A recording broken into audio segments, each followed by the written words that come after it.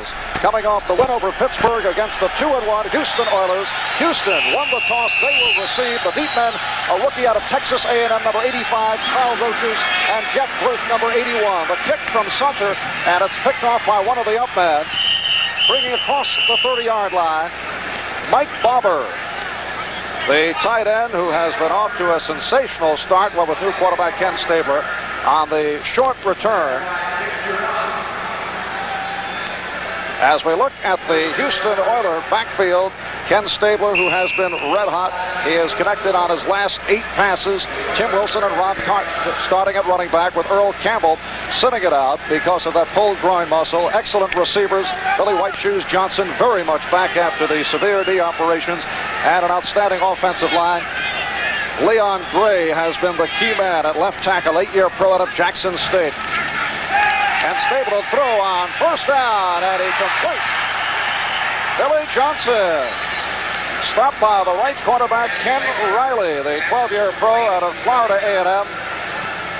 And looking at that Cincinnati defensive unit, they go out of the 3-4 with Edwards, Whitley, and Browner. Browner having an excellent season, a bounce-back year. The linebackers, Dinkle, Leclerc, Cameron, and Williams. The deep men, O'Reilly and Griffin, and Wright and Jerome. First down for the Oilers. This is Carpenter. Could not turn the corner. Rob Carpenter coming off a tremendous day last week against the Baltimore Colts. 14 yards on the ground. Combination of Bo Harris, outside linebacker, and the inside man, number 55, Jim Leclerc, making the stop. Advance of 1, a 2nd and 9 for Houston at their 48-yard line. Houston Oilers lost the opener in Pittsburgh 31-17. Won in Cleveland on a Monday night 16-7. Controlling the football an amazing 42 minutes. This is Carpenter again. Just a short pickup. Well, we talked on NFL 80 about that improved Cincinnati defensive unit. They were dead last in the AFC last year, and they are number 3 this season. Cincinnati defense that time really defensed the point of attack, and Rob Carpenter tried to cut back on the flow, but they were really there. That's one advantage that the 34 really gives you, Marv. It gives you a lot of players to the play. It is a 3rd and 7 out at midfield, and Cincinnati to a 4-3. And Stabler loses the football. We'll have to see if the play was whistled dead. It was.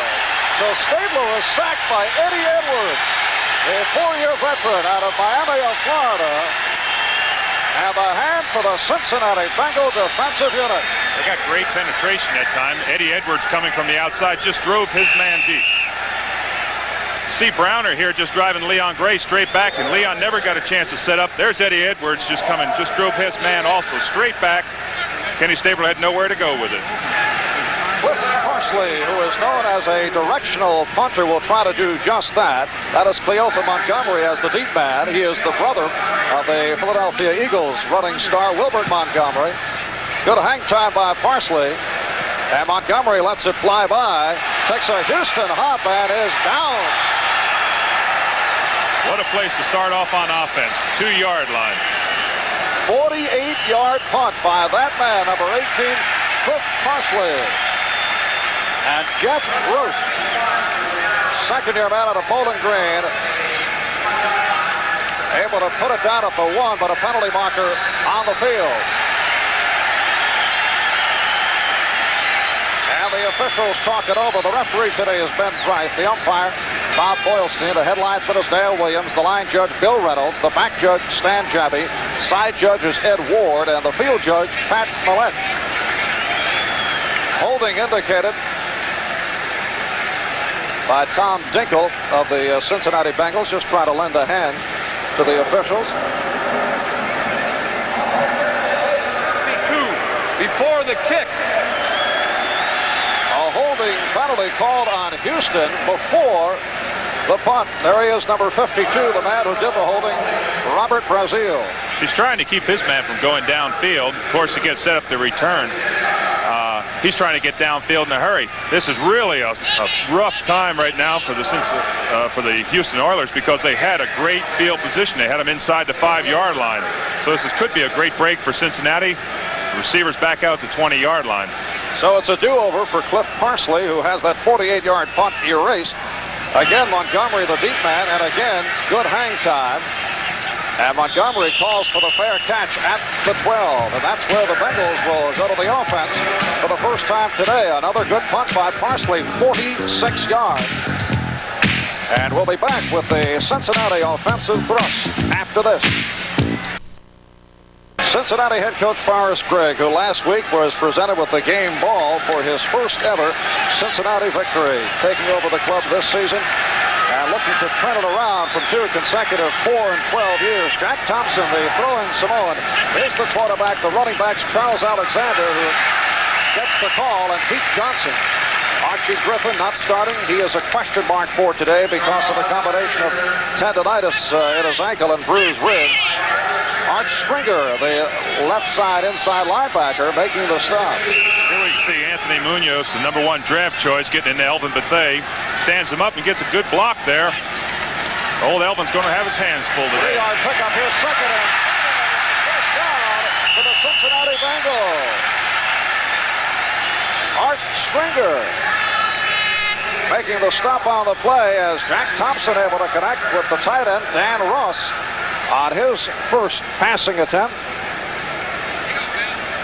Archie Griffin, Pete Johnson are the running backs. And the receivers, Isaac Curtis, a true game breaker, along with Bass and Ross. And there's that offensive line with Munoz, the man who has been talked about right throughout the early portion of the NFL schedule. Certainly a leading candidate for AFC Rookie of the Year honors. Face mask penalty indicated now against the Cincinnati Bengals. Compounds the problems that the Cincinnati Bengals are going to have here. They're deep in their own territory. A definite passing down, and here come the Oilers. So the ball is placed back at the 11. It's a second down and 16 for Cincinnati. An unusual face mask penalty picked up by the offense. Thompson tried to make the turn, but could not. And that play was designed for the quarterback, Jack Thompson, but Greg Bingham was there, able to diagnose it perfectly. Jack Thompson that time just tucked the ball under his arm. There was no idea to pass on that. Houston, of course, out of the 3-4, and Ken Kennard starting in place of Curly Cope at middle guard. Excellent group of linebackers, Washington, Springer, Bingham, and Brazil. J.C. Wilson and Greg Stembrick in the corners. Mike Reinfeld, who led the National Football League with 12 interceptions a year ago, and Vernon Perry, who had a tremendous rookie season. It's a 3rd and 15 back at the 7. This is Pete Johnson looking to get the Bengals out of the hole, out to the 11. Kennard, number 71, there to make the stop. And so the Bengals will be forced to punt. That's probably one of the best calls you can make in that position, Marv. You know they're really coming after you. You got a chance to break it out to the secondary because they're trying to get deep. If he had broke through the first set of line, he might have gone a long way. All right, Pat McAnally will punt from his end zone. And he's averaging 41.5. Carl Roches back in single safety. Roches, a rookie out of Texas A&M. We are early minutes from Riverfront in Cincinnati. No score between the Bengals and the Oilers. Down through the years, Cincinnati has always played Houston very tough, although Houston has won 5 of the last 6. Good kick by McAnally. Here is Roches. And Roches gets out to midfield. Carl Roches, the oldest rookie in the NFL at 26 years of age. And we'll be back with... So Ken Stabler is now 9 for his last 11. This drive starting at the 50-yard line. The running backs are Tim Wilson and Rob Coppinger. And Wilson picks up short yardage on the play. Tim Wilson, one of the outstanding blocking backs in the game last week, came on, rushed for 85 yards against the Baltimore Colts. On that play, Wilson Whitley actually overplayed the play. He hit into his nose man really well, controlled him. Carl Malk is the 75 is Whitley. He controls him really well, and the back cut behind him. That's just an excellent play. Picked up 2 on the play. It is a 2nd and 8 at the Cincinnati 48-yard line as they line up in the I. Rob Carpenter stopped by Bo Harris along with Reggie Williams, the outside linebackers. And the Cincinnati defensive unit continues to do the job. Giant Stadium at the Meadowlands. The Los Angeles Rams in front of the New York Giants 7-0. 1-yard run by Elvis Peacock. They are early first quarter. 1-yard advance, 3rd and 7 at the 47. And Stapler to the throw. And he's got the first down. Out of the backfield, Ronnie Coleman. Stopped by the free safety, Dick Geron. I don't know if you saw the pressure that was put on Stabler in that situation, but the strong safety came on a late blitz. Stabler saw him and just stayed right in that pocket. That's what he does so well. Ronnie Coleman, an outstanding pass receiver, has picked it up just inside the 40-yard line. So a 1st and 10 for Houston. 8 minutes and 50 seconds left in this first quarter. Stabler has completed 71% of his passes coming into today. Going the running route and a fumble by Wilson, and it's recovered by the Bengals. The rookie strong safety, Greg Wright, on the recovery. Tim Wilson coughing it up. Greg Wright is getting an awful lot of acclaim here in Cincinnati. He was a late round draft choice from Morehead State. He's really come on to play great football. We can see him here. He's cheating up on the line. He's shooting the line right here. The fumble's made right there. He's alert, dives on the ball, and it gives a great field position for the Cincinnati Bengals. Well, the Cincinnati Bengals were all over the football last week with Pittsburgh fumbling 4 times and the Bengals taking advantage. And let's see what they can do right here. 1st and 10 at their 44-yard line. The fullback, Pete Johnson, out near midfield. And Ken Kennard, the middle guard, with the wraps around Johnson. There is number 47, Greg Bright, who has had an exceptional start in this, his rookie season. 5-yard pickup for Johnson.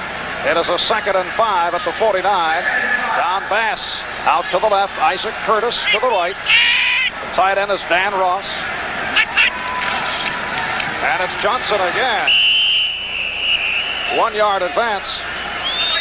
Ken Kennard filling in for Curly Culp has really got his hands filled in there. Number 71. We can see him here on Blair Bush. Comes off the ball trying to control, get to the side of the play where the action is, and makes a good play. He's got to read that right off the ball, Marv, and that's a tough thing to do. He's got not only control the center, but he's got to read the flow of which side the back is going to. And Dave, we're told there's nothing wrong physically with Curly Culp. Bum Phillips just decided to make a change, so Kennard, 4-year veteran out of Angelo State, has drawn the assignment. 3rd down and 4. And Thompson unleashes for the first down and more. Charles Alexander coming out of the backfield and picks it up. Jack Tatum in as the nickel back. With the stop on Alexander, it's a 1st down for Cincinnati at the Houston 40-yard line. You see who he was hit by, Jack Tatum, the one-time Oakland Raider, number 28 now. Is he as mean?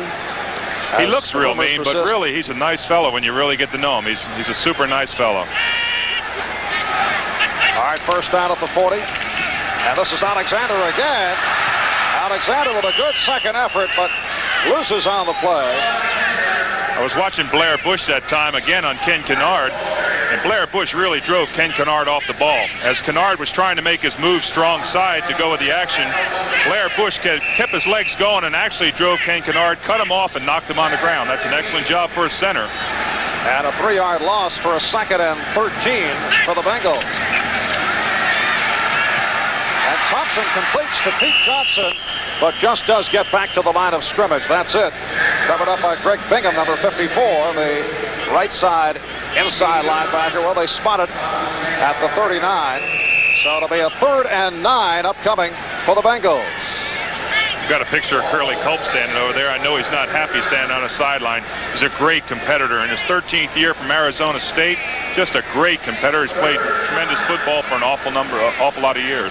And over the years, considered as one of the strongest men in the National Football League. Cincinnati goes 3 wide receivers, 3rd and 9. And Thompson with good protection, able to swing it. This is Johnson, but he's short of the first down.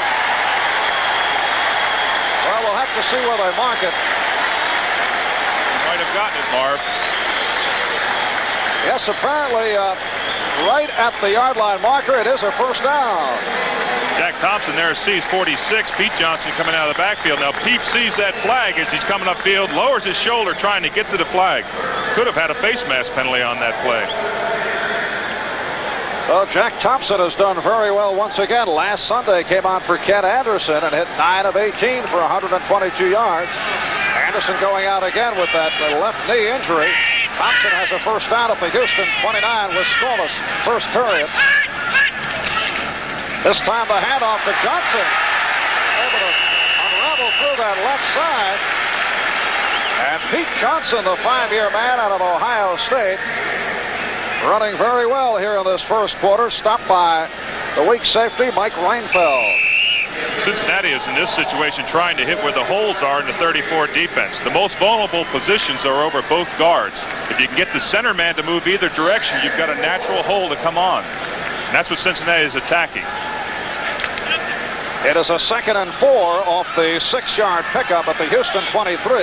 People have been talking about the ball control of the Oilers. Well, the Bengals controlling the football here in the first quarter. And again, it's Johnson. Beautiful fake by the quarterback, Jack Thompson. Robert Brazil able to make the stop, and a first down picked up by Johnson once again. Here's Robert Brazil, number 52. He's actually pushed back, but he does get into the play, but really that's consequential right there. It really doesn't make that much difference. Pete Johnson's quite a load coming off the ball. He's short from Ohio State, got a lot of weight, and they really got the Houston Oilers really falling backwards. Isaac Curtis is out to the left side. Don Bass to the right. Running backs Alexander and Johnson. And it's Johnson again inside the 15-yard line. Cincinnati continues to do this. They're going to demoralize the Houston Oilers. I don't know whether they're running at them any one particular place, but they are demoralizing as they're just driving the ball down the field. Greg Bingham making the stop as Bum Phillips looks on, and he is looking at a defensive unit in the Houston Oilers that is spending more time on the field than they have become accustomed to this season. 2nd and 5 at the 13-yard line. 3 minutes, 20 seconds remaining in the scoreless first quarter. This time Alexander for just a couple. Charles Alexander was submarined by the combination of Bingham and Stringer. Here comes the situation, 3rd down and 5 yards. A young quarterback, Jack Thompson. Fortunately, his plays are coming in from the bench and he doesn't have to call them.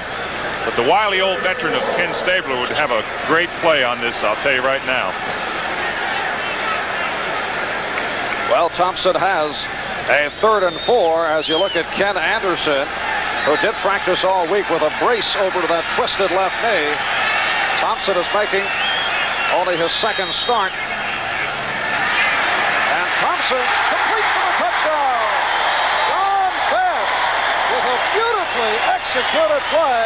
The Bengals lead it 6-0. That was an excellent pass. Thrown in, he was covered well, but Bass really came up with just a fine reception, and the ball was right on his fingertips. It couldn't have been a better thrown ball. I don't care if he had been a 15-year veteran. There's Thompson dropping back. He sees a little bit of pressure, but right there is the ball right exactly where he wanted to throw it. Don Bass, a 3-year man out of the University of Houston with his 3rd touchdown reception, beating Greg Stemrick. And now here is Ian Sunter putting it right through. So with 2 minutes and 37 seconds remaining in this first quarter, the Cincinnati Bengals with a sustained drive take a 7-0 lead on the Houston Oilers. Jack Thompson, 4 for 4, leading the Cincinnati Bengals to the touchdown, completing the 12-yard pass. And here's the kickoff from Sumter. This is Jeff Groth, second-year man out of Bowling Green. And Groth out to the 30. Penalty marker is down as Groth is run out of bounds by Ray Griffin. But a flag is down. It's almost always a bad flag in that situation because it's most likely on the receiving team. A clip or a hold. Dave, we were talking about the ball control as you see the holding indication against Houston.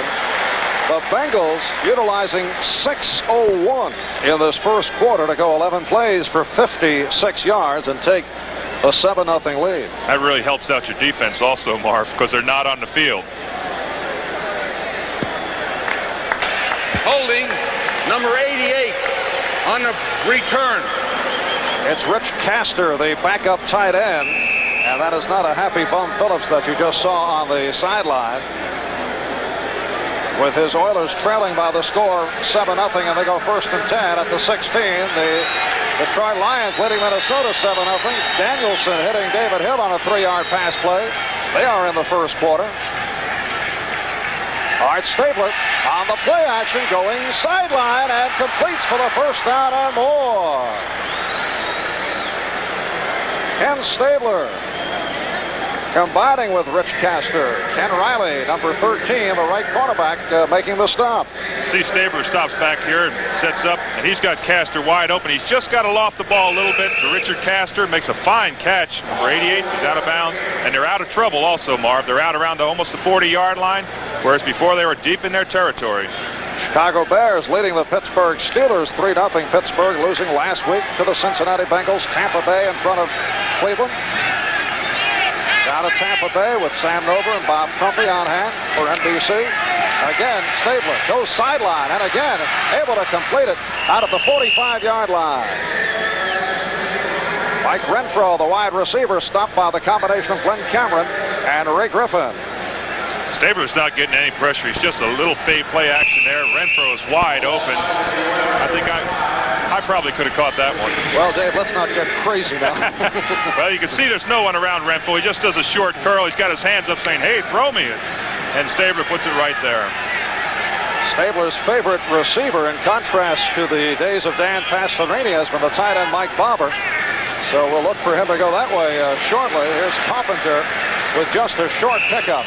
I noticed one thing about the Houston Oilers, and that's that they haven't changed their running plan. They still are running the same plays that they run with or without Earl Campbell. And Rob Carpenter certainly has picked it up for the missing Earl Campbell. Last week against Baltimore, when Campbell went out and Wilson and Carpenter came on, and Wilson particularly did very well, the Baltimore Colts said, well, we weren't prepared to face a club that would rely on the running game of Tim Wilson. Which makes me wonder, why aren't they prepared for that? Because Campbell is a guy who obviously can get hurt well with all the time he carries the ball. Here's Carpenter. And he has picked up the first down. Reggie Williams, outside linebacker on the right, number 57. Stopping that man, number 26. The 4-year pro out of Miami of Ohio, Rob Carpenter. Buffalo in front of Oakland by the score of 7-0. That could be a shootout as the afternoon progresses. And as we mentioned, Detroit leads Minnesota. Touchdown pass by Danielson. Right here, only 25 seconds left in the first quarter. And the Bengals lead at 7-0. Houston first down at midfield. Stabler off the fake. Again, it's Renfro, who took a hard pop from the left cornerback, Ray Griffin, who of course is the brother of the injured Archie Griffin. Ray, a 3-year veteran out of Ohio State. This is going to bring up a 2nd and 1 situation, the prime situation for Kenny Stabler. As far as comparing a team preparing for Earl Campbell, you so prepare, the defense so prepared for Earl Campbell, it's just hard not to utilize him and not to just key on him. All right, first quarter has come to a close with the score, Cincinnati 7 and Houston nothing. With former Oakland Raider Dave Rowe, this is Marv Albert as we look at Earl Campbell, who is called a question mark, although he may see some action later on. Bum Phillips had said, well, if we really need him. Right now, the Oilers are down by the score of 7-0 off the play action on 2nd and 2. Stabler picks up the first down by completing to the fullback, Tim Wilson. Marv, Bright, the strong safety, running Wilson out of bounds. Marv, as we had said earlier, anytime a defensive team prepares the way you have to against Earl Campbell, it's quite a psychological letdown when he doesn't play, as it was last week for the Baltimore Colts. And there is Earl, who ran the ball only 11 times last week against Pittsburgh. I'd like to have him just on my sideline. Can be an imposing, intimidating figure. Stabler is now 7 for 8. Wilson goes nowhere. And that Cincinnati defensive unit continues to look sharp. Number 57, Reggie Williams, outside linebacker on the right with the hard hit. Williams, a 5-year veteran out of Dartmouth. Up front, Edwards, Whitley, Browner. The linebackers, Williams, Cameron, LeClaire, Harris, Griffin, Riley, Bright, and Duran are the deep men. It is a 2nd and 10 for Houston at the 38-yard line. White Shoes Johnson out to the left side, and they are packed in tight. Wilson and Carpenter, the running backs, and as you can see, lots of movement and penalty markers all over the field.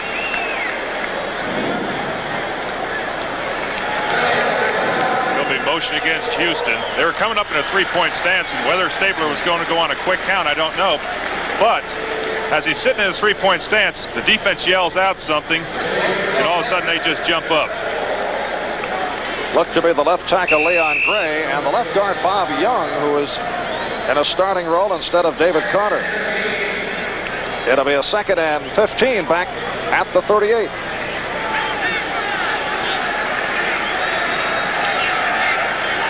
Cincinnati's gone their 4-man rush now, 4 down linemen. And Stabler looked to throw it short, batted down by Ross Browner, number 79. And a hand for Browner. Stabler was looking to hit the safety valve, Tim Wilson. But Browner, who goes 6'3", 261, and who has played exceptionally well, looking to bounce back from a disappointing year, getting a piece of it, and it is now a 3rd and 15 for the Oilers. Certainly puts the pressure on Kenny Stabler in this position. Last week, only one of Stabler's passes was not caught. He completed 18, 2 were intercepted, so only 1 hit the ground. Here's the 3rd and 15.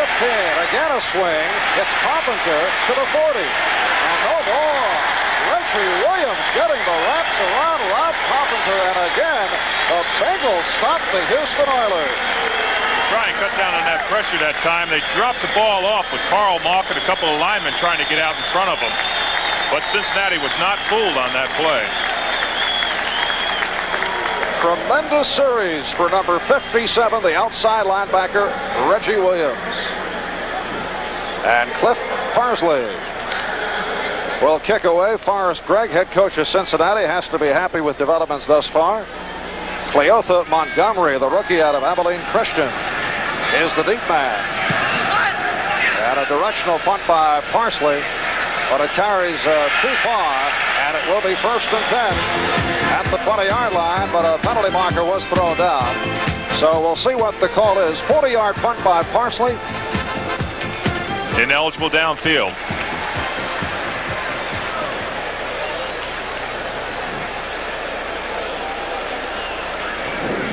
Downfield on a kicking team, number 57, decline the penalty, 1st down on a 20-yard line. 57, John Corker, backup linebacker.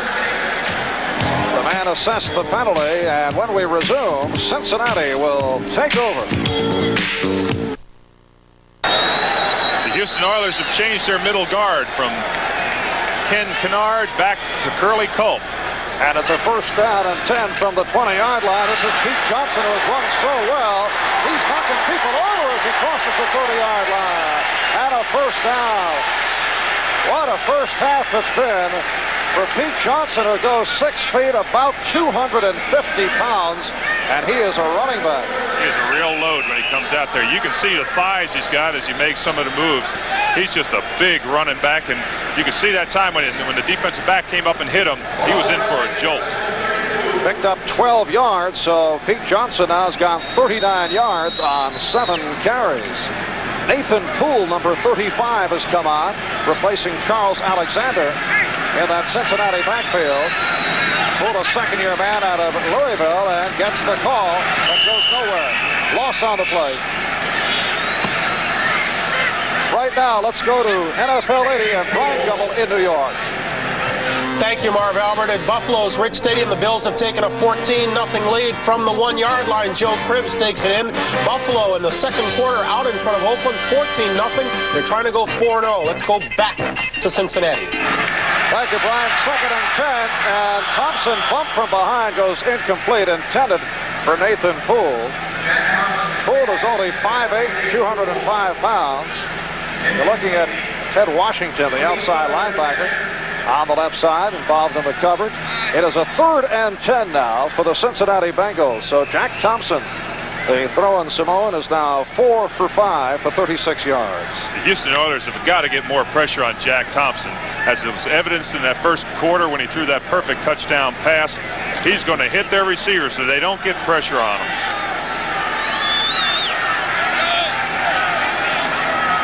It is a 3rd and 10. Back at the 31-yard line. Thompson in trouble, able to get it off. Johnson out of the backfield, but short of a first down. He continues to knock people over.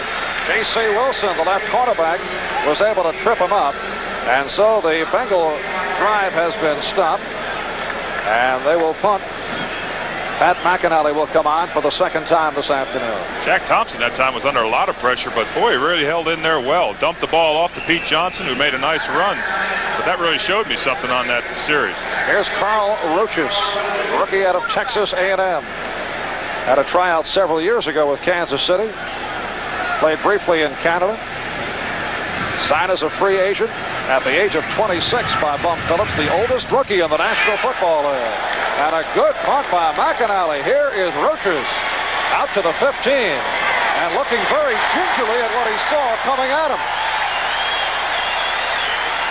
A 51-yard punt by that man, Pat McAnally. And the Houston Oilers will take over after this timeout. Houston from their 11-yard line. Bengals lead 7-0 on the reverse. Billy Whiteshoes looking for running room out to the 20.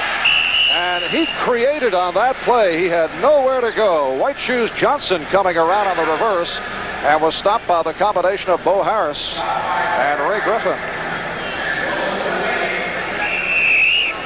Pick up a 5. It'll be 2nd and 5 at the 21. Buffalo now leading Oakland 14-0.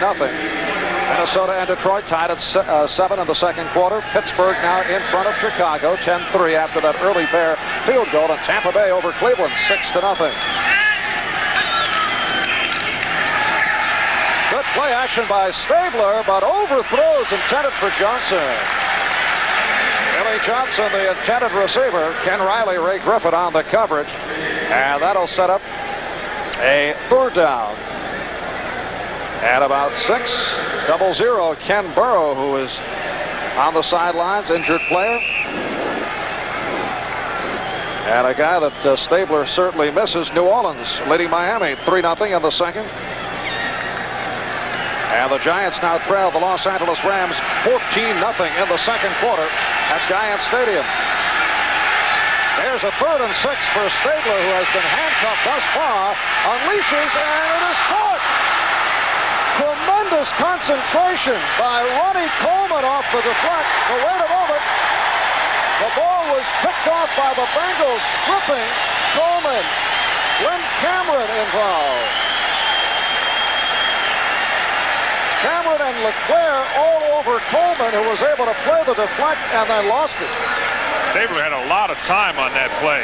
As he set back there, he had a lot of time to pass that ball. You can see him taking the snap back here. He wasn't getting a lot of pressure, just they were well covered. He ends up throwing the ball out here, and really it should have been intercepted right there. It was a tremendous catch right there. But then to give it right back up, I think he just got the ball stripped out. He did. He fumbled it, and I think Jim LeClaire came up with the ball. It is LeClaire coming up with that loose football. You know, Last week in the upset win over Pittsburgh, the Bengals converted 6 Pittsburgh turnovers into 20 points. And another turnover here by Houston. So Jack Thompson takes over, first and 10 at the 45-yard line, and he's looking to go long on first down, but overthrows way downfield. Intended for Isaac Curtis in a foot race with J.C. Wilson. There is Isaac in his 8th year out of San Diego State. Really the key to the Cincinnati offense because he is a true game breaker. We've talked a lot about Anthony Munoz being the #1 draft choice. That time he was sure happy that he had Dave Lapham playing next to him because he picked up Munoz here is getting beat by one of the great pros, 65 Elton Bethea. You see him getting beat inside and Lapham was right there, or Jack Thompson would have had a real welcome. 2nd and 10 at the 45-yard line of Houston. 9.5 remaining in this first half, and the Bengals lead it by the score of 7-0. Now Curtis is out to the right side, and Thompson to throw again. He's got Curtis. Isaac Curtis stopped at the 37-yard line. And it's Robert Brazil, 6-year man out of Jackson State, making the tackle. It's going to bring up 3rd down and 1. Isaac Curtis could have turned upfield, but in his efforts to get a little bit more yardage, gave off a couple yards trying to get around the corner to get more substantial yardage, so he gave up the first down, bringing up a 3rd down and 1 situation. There you see Isaac Curtis only 9 yards away from reaching a 5,000-yard milestone. He's usually a slow starter. Didn't come out with a big game last week. Third about 1.5. And Pete Johnson, with a typical Pete Johnson move, looked like he picked it up. Greg Bingham in on the stop. Johnson took a hard hit and kept going. Johnson that time took a whale of a shot from Greg Bingham, but still made the first down. I think if Bingham had followed through, he wouldn't have made it. And we just received the indication. It is a first down for Cincinnati off this. Here's Bingham filling into the hole 54, and he hits Johnson, but you can see Johnson slides off and gets the first down, and he didn't make it by very much. It is a first down for Cincinnati at the Houston 34-yard line. The Bengals come in at 1 up and 2 down. Lost at home to Tampa Bay. Lost in Miami in a wild finish in which the Dolphins came from behind. And last week here upset Pittsburgh 30-28. Thompson throwing to the right. And a great catch by the tight end, Dan Ross. A first down and much more inside the 15-yard line. Ross beating the outside linebacker, Ted Washington. Dan Ross made a fantastic catch, a one-hand catch. See Thompson here sets up a little play action to Pete Johnson, throws the ball out here. Now look at Ross. We have one hand out here, catches the ball. Excellent concentration, great hands. I'll tell you, he's quite a player. 2nd year only from Northeastern. Great hands or lots of stickum or a combination. The old Freddie Bolitnikoff tree sap. It's a 21-yard pickup. First down at the 13-yard line. Charles Alexander to the 11. That'll set up a 2nd and 8. Art Stringer, inside linebacker on the left, making the stop. You know, as we look at the Cincinnati offense, their line is very, very young in 2nd, 3rd, and 5th year. So they're gaining an awful lot of confidence by handling a team such as the Houston Oilers, who are highly touted on defense. At the tackles, Anthony Munoz, Mike Wilson. At the guards, Glenn Buchnock, Max Montoya. The center is Blair Bush, and they have been doing the job.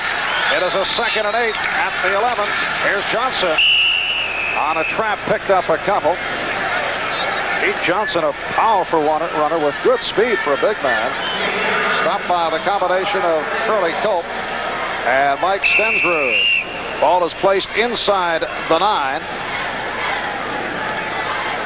And it's a 3rd and about 5 coming up. Thompson, incidentally, Dave, is now 7 for 9 for 72 yards. He has had an excellent first half. More important than that is Cincinnati has controlled the ball, something that Houston has been able to do in all their previous games. They controlled it for 6 minutes in the first half, leading to the touchdown drive, and now the Bengals want to talk it over with 6:37 remaining in the first half, and Jack Thompson's Bengals leading it 7-0.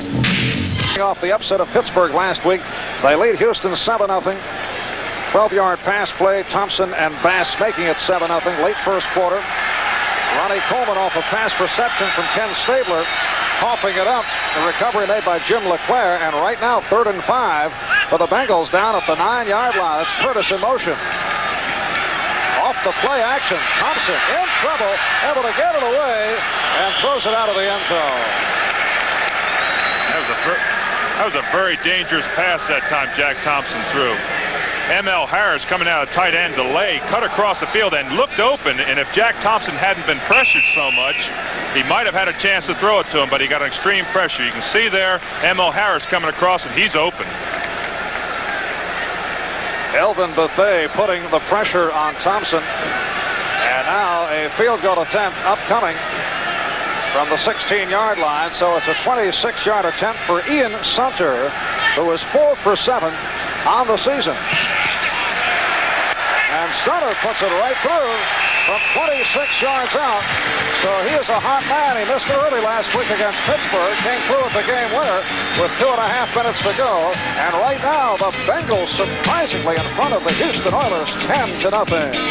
All right, Brian, as far as Greg looking to put an end to the recent success of Bum Phillips over his Cincinnati Bengals, this is Jeff Groth on the kickoff return out to the 30-yard line. Hit down by Dick Geron. And so the Oilers will go to work with 6:19 remaining in this first half. Well, NBC brought it to television first. The spectacular plays, the memorable moments, and the World Series is back where it belongs, beginning October 14th in prime time. Next week, Philadelphia and Montreal and Houston and Los Angeles, as those pennant races go right down the stretch. What a series this weekend in Philadelphia. And of course, the Astros and the Dodgers battling it out in the National League West. All right here on NBC. First down at the 30 for Stabler. And he completes it. Billy Johnson out to the 40-yard line with first down territory. Glenn Cameron, Jim LeClaire combining to make the stop. Oddly, Dave, Stabler today has not gone for the tight end Mike Barber, perhaps expecting that the Bengals are looking for that. Barber had been his favorite receiver. He's caught 14 for 173 yards. Well, evidently Cincinnati is defensing him because he is such a prime target. Well, they spotted it at the 39, so it's short a yard. 2nd and 1 for Stabler. And he's able to complete for the first down. And yes, Mike Barber with his first reception of the day. Jim LeClaire, the inside linebacker on the left, making the stop. We're not calling plays up here. I was wondering whether Kenny, the Snake Stabler, has a little microphone down there, could hear us, because he hadn't gone to Barber yet. Barber was wide open on a little curl pattern there. You see Barber, 86, coming off the line, drives Jim LeClaire deep and comes back for the ball. That's something that Stabler had great success with in the Oakland days. There is Barber lining up. Stabler with time, this time to the running back Carpenter. And the Oilers look to be opening it up. Rob Carpenter picking up the first down. Greg Bright, rookie strong safety, making the stop. On this series here, you certainly think that the Oilers are, the Oilers are getting more momentum. They've got to open up. They're 10 points down, and Stabler's a master of it. 17-yard pass play, and a first down for Houston at the Cincinnati 33-yard line. 4.5 left first half, and the Bengals lead it by the score of 10-0. They go slot left, Renfro in the slot. Stabler goes short again for Carpenter to the 30-yard line, inside the 30.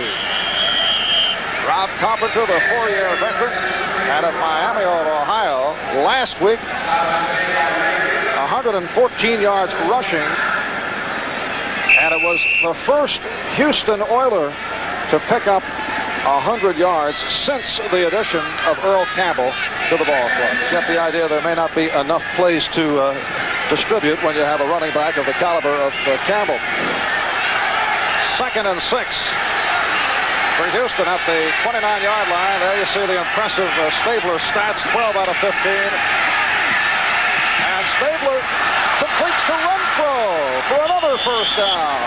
Mike Renfro has been a primary target here this afternoon. Ray Griffin making the stop. We've talked a lot about Ross Browner coming off the ball. An excellent football player for Cincinnati. Here, Leon Gray has got great control on him. You don't see Browner not even bothering Stabler. Leon Gray's got him stood up. Leon Gray, of course, came out of New England, was with that tandem with John Hanna. They were very successful there, and I'm sure they missed him in New England. One of the great linemen of the game, Leon Gray, 13-yard advance, and it's a first down at the 16. Here's Tim Wilson trying the left side. Slow down and haul down.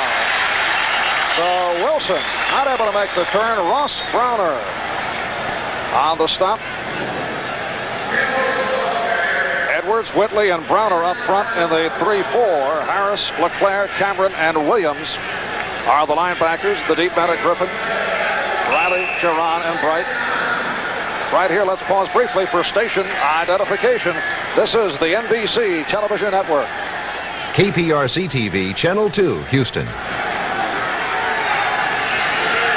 Marv Albert, Dave Rowe from Cincinnati. The Bengals lead the Oilers 10-0. Houston, though, on the move, 2nd and 9 down at the 15-yard line. And Stabler with a penalty flag down as Renfro was hammered in the corner by Ray Griffin. I think Ray Griffin was guarding a little bit too close that time on Mike Renfro as he made his out pattern. Griffin was right there bumping him. Contact, number 44. That's an automatic first down. So Ray Griffin is called for that illegal contact, and it will be first down for Houston at the Cincinnati 11. We've talked a lot about the Cincinnati line, but Houston Oilers have got a great line too, anchored by Carl Malk, a 12-year veteran out of Southern Illinois, who plays with tremendous amount of heart. White Suze Johnson out to the left, and Renfro in the slot.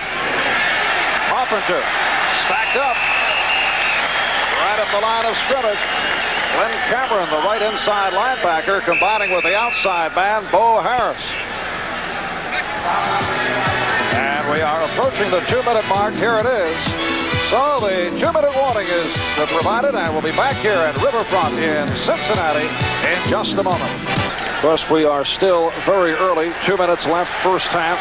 Houston trailing by the score of 10-0. And Stabler has a 2nd and 8 down at the 9-yard line. Rob Carpenter right near the goal line. Dick Geron, the free safety, the outside linebacker, Reggie Williams, able to stop Carpenter as that ball is placed at the 1. Rob Carpenter, number 26, comes on a flare pattern out, what we call a flare pattern, where he just runs straight out. Stabler doesn't look at anyone else. He sees Carpenter's got his linebacker beaten. He drops it to him.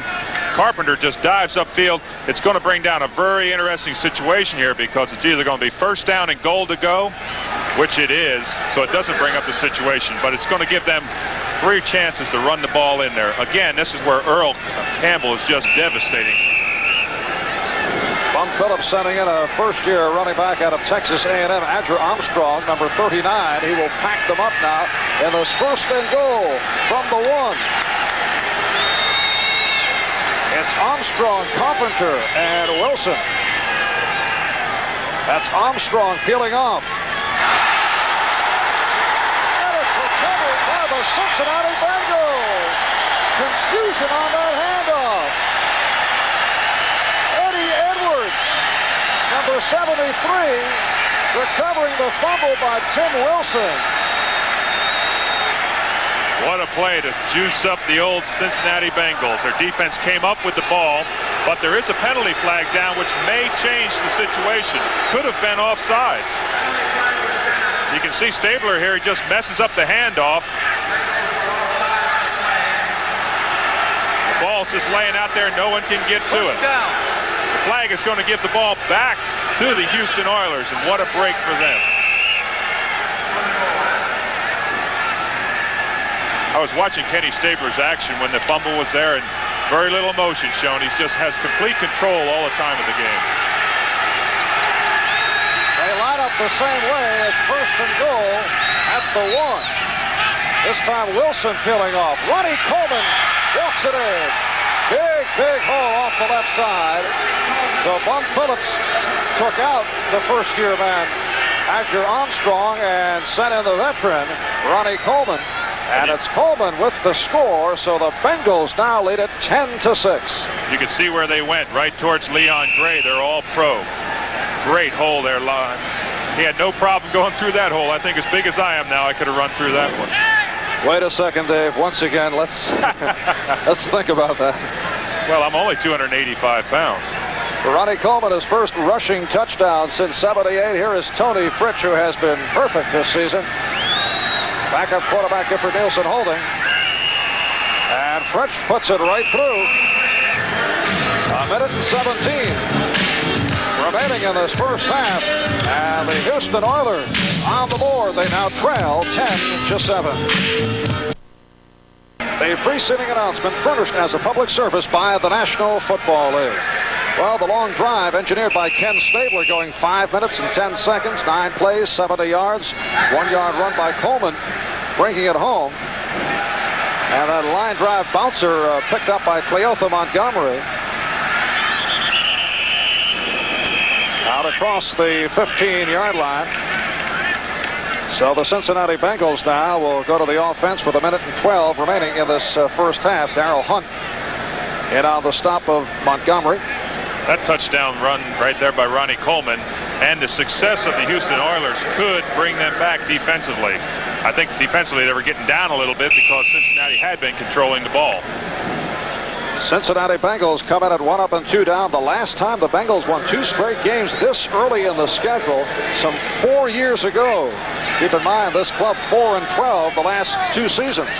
Jack Thompson with 1st and 10 at the 16-yard line has Curtis out to the right side. And that's Pete Johnson, who has been a very busy man here in the first half. Curly Culp in on the stop. Timeout is called. Forrest Gregg being familiar with these people and bringing them in. The feeling here in Cincinnati is that the team has adjusted to Forrest Gregg's type of coaching. That's Curtis again peeling off. Off the long count. Isaac Curtis going nowhere. J.C. Wilson right in on the play. Both clubs have 2 timeouts left. With the double tight end, M.L. Harris has come on, so they have 4 receivers out there. Don Bass, Dan Ross, Isaac Curtis, and Harris. It is a 3rd and 2 for the Bengals at their 24. 56 seconds left, first half. This is Johnson for a first down across the 35-yard line. Pete Johnson has been an all-purpose back here this afternoon. The rush that Jack Thompson got that time was tremendous. I'll tell you, he was really showing me something for a young quarterback. He stayed in there to the last possible second, dumped the ball off to Pete Johnson, who made the first down, accomplished what they wanted to, but he took a heck of a shot here. You can see him right there dropping the ball off and gets a shot. Pete Johnson had a big game last season against Houston. In the earlier game, rushed for 113 yards. Has a first down at the 37-yard line. Another dump-off pass, a hard hit on Charles Alexander by Art Stringer with 40 seconds remaining of the half. Ken Kennard is back in at middle guard, replacing Curly Culp. And here is the 2nd and 2. And it's Alexander fooling the Oilers. Beautiful misdirection by Charles Alexander. And a first down. An immediate timeout. Out of Washington State. 3rd player selected in the 1979 draft. It's taken over for the injured Ken Anderson. First down at the 44.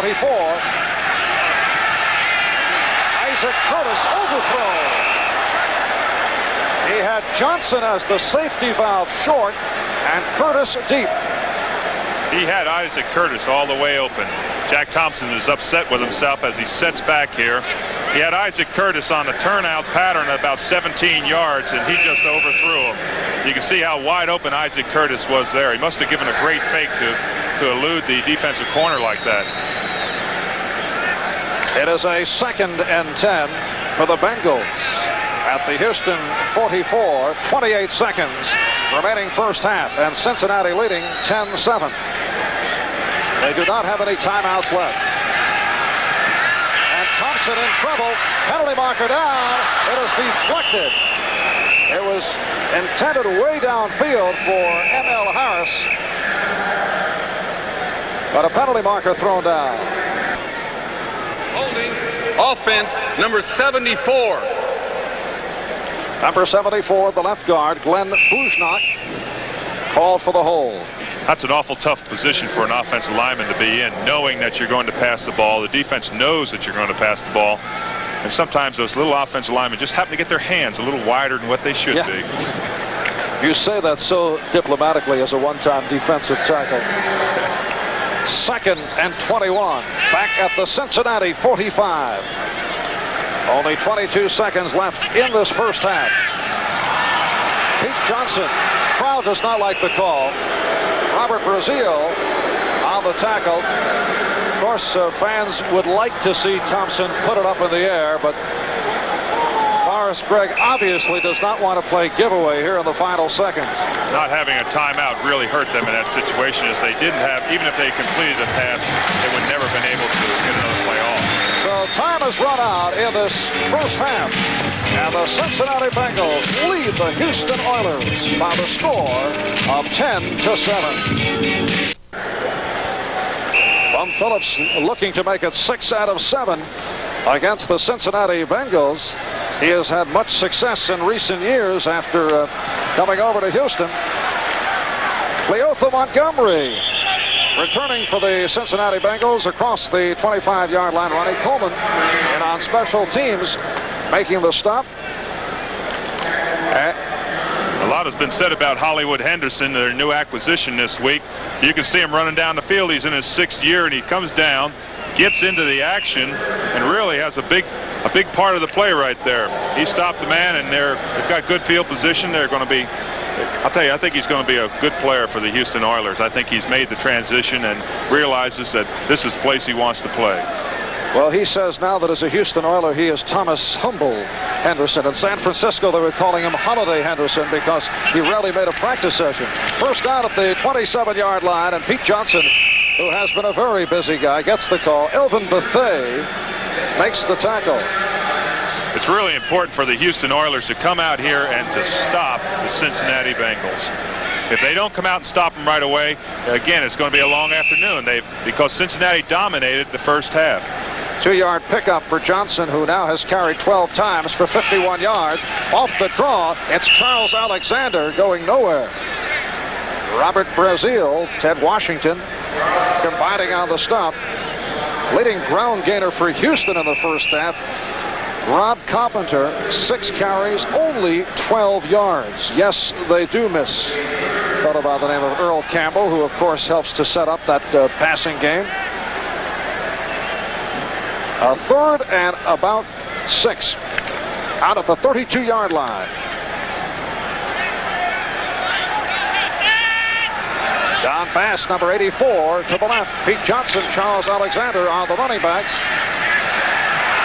Almost intercepted, intended for 86, Steve Kreider, 2nd-year man out of Lehigh.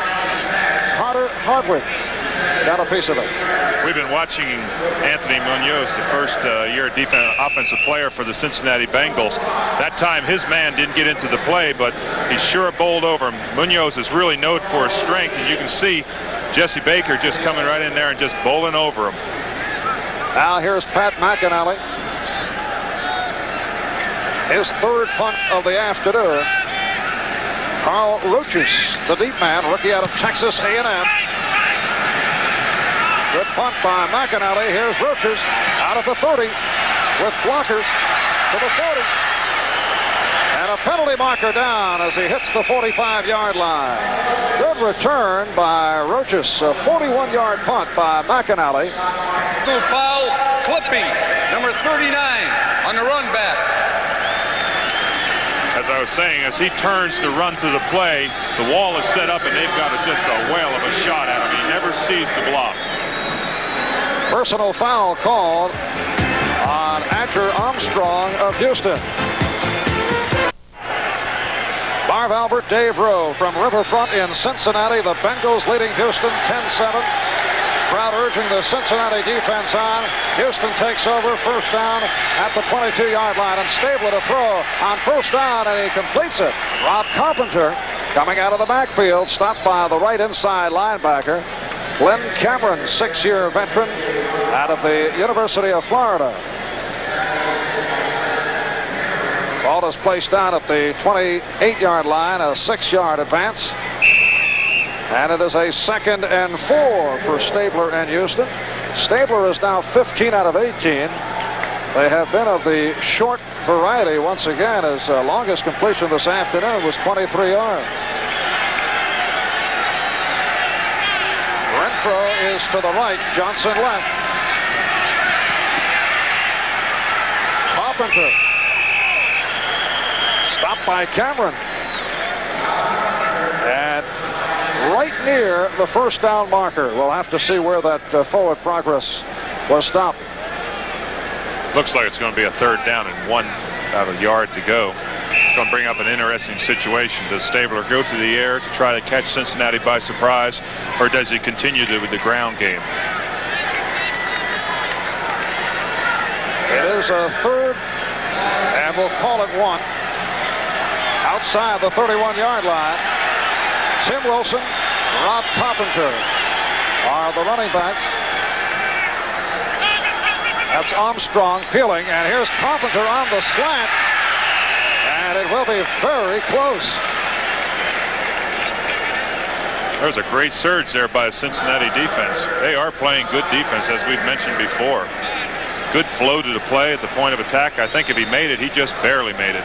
Ross Browner and Glenn Cameron leading that surge. Another outstanding game for Browner, the 3rd-year pro out of Notre Dame. And it is a first down as we check the scoreboard. Now the Rams just clobbering the Giants. It is 28-0 in the 3rd quarter. Elvis Peacock just went over from 4 yards out. First down for Houston at their 32. The trailing 10-7. We're early 3rd quarter. Stabler goes sideline.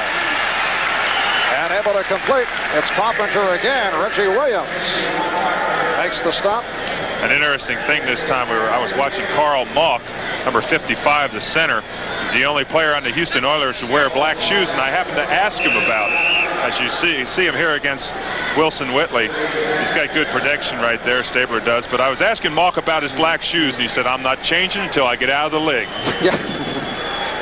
Of course, the Cincinnati Bengals can talk about the dress code. They were fined last week for droopy socks.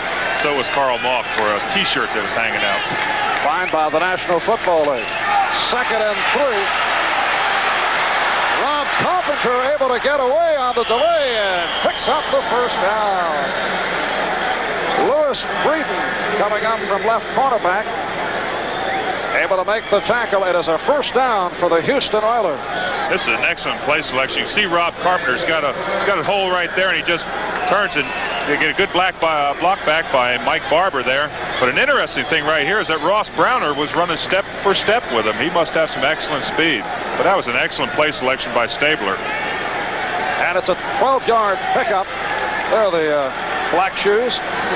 I wore them for 13 years, and he just picked up on it. All right, first down at the 47-yard line. Another jump pass, and that was thrown into heavy traffic and is ruled incomplete. A hard hit by the combination of Bright and Williams on Carpenter, who was really jarred. He was really hit on that play. He never really had time to get the ball in before he was thrown in traffic. I think Stabler was, well, I know Stabler was under some pressure, so he dumped it off trying to get it to Rob Carpenter on a short one, but Carpenter really never got control of the ball before he was hit. And Rob being attended to by Houston Oilers training staff. He took a tremendous jolt. Rob Carpenter is a difficult guy to tackle, both as a receiver and as a runner. Very, very deceptive. His pass catching ability coming out of the backfield is really an extra added feature for Kenny Stabler. One interesting thing about Kenny Stabler is that he will continually ask his backs what they think they can do, and their wide receivers, what they can do against their man. This is an option that he has as an experienced quarterback over someone, say, like Jack Thompson. Stabler now 16 for 20, 158 yards. 2nd and 10 at the 47. Stabler able to complete once again. It is short of a first down. Johnson fell down after the reception, and Bo Harris able to cover up.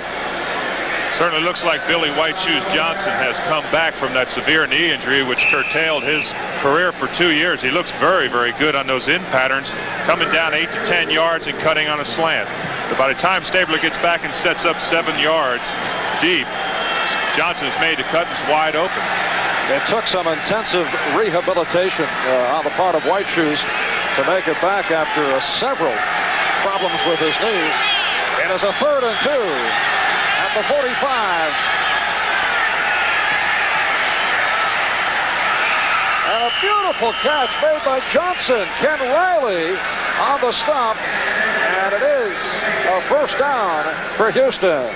That's a picture-perfect play. Billy White Shoes Johnson came off and drove his defensive corner deep, made the out pattern, and as he made the out pattern, the ball was coming right to him. It was just a perfectly timed play.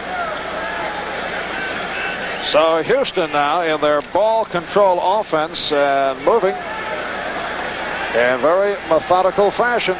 8:20 remaining in this 3rd quarter. Houston trailing 10-7, but they now have a first down at the 36.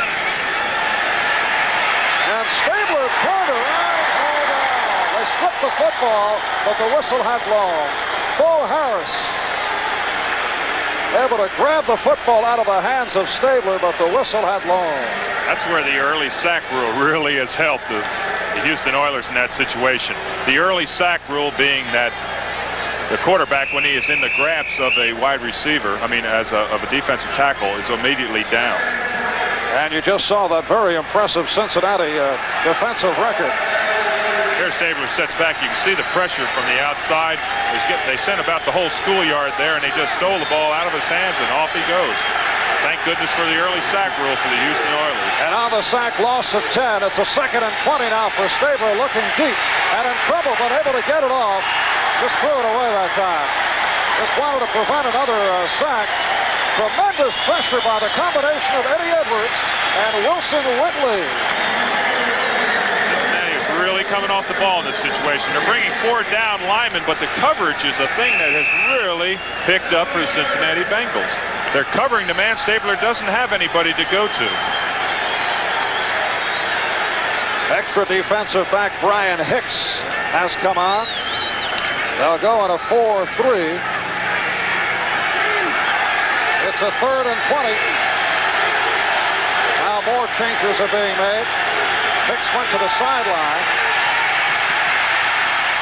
Incomplete and picked off. Number 53, Bo Harris. Off the arm of Ronnie Coleman.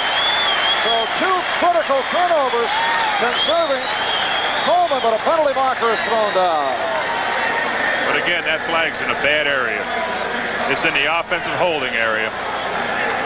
No, wait a minute. It's going against Cincinnati.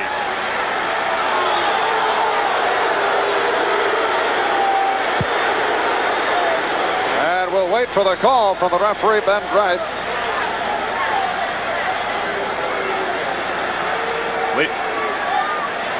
Leon Gray was so excited he ran over and picked up the flag for the referee. Yeah. He was happy about that one. Illegal use of the hands on number 57 on the defense. That's an automatic first down. There he is, Reggie Williams. 5-year man out of Dartmouth. Outside linebacker on the right who had an outstanding first half. But a critical penalty right here, so that eliminates the interception. And it's an automatic first down at the 41-yard line. As you can hear, the crowd does not like the call. Tim Wilson and the fullback picks up yardage on the play. Tripped up by the combination of LeClaire and Cameron, the inside linebackers. It's a 4-yard advance, 2nd and 6 for Houston. at the 37-yard line. Well, that a big break. The penalty called on Reggie Williams. Ronnie Coleman had fumbled in the first half, leading to the field goal by Ian Santa to give the Bengals a 10-7 lead.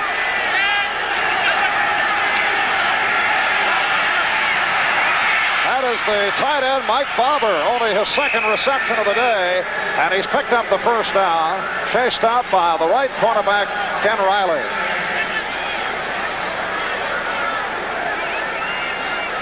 Of course, in Oakland, as you are well aware, Dave, Ken Stabler had his favorite target in tight end, David Casper.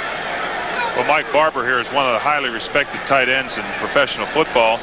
It was a great play right there. It was actually it looked like a shield play. When I say shield play, one man, the wide receiver, Billy Johnson, runs his man deep. Barber comes underneath. It's a 14-yard pass play. Dan Pastorini would not throw to Mike Barber as frequently as Stabler has. Now Stabler going for run throw, and it's battled away. Lewis Breeden, number 34, able to break it up. Cincinnati is definitely trying to disrupt Kenny Stabler now. They're bringing a lot of men up in the line, giving him a lot of different looks on defense, not knowing who's going to come after him. Here we see Mike Renfro on a crossing pattern going towards the post. He's open, but the ball is awful high. Just went over his head. It was just a pass that I guess he just didn't have enough time to throw.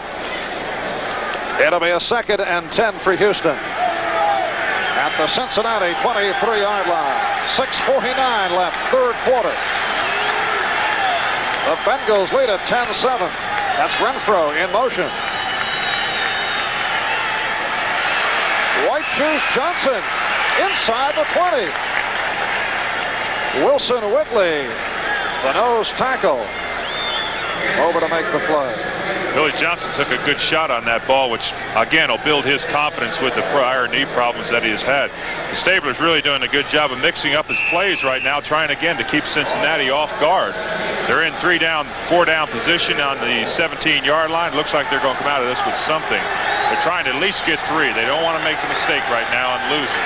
Picked up 6 on the Johnson reception. It is a 3rd and 4 for Houston.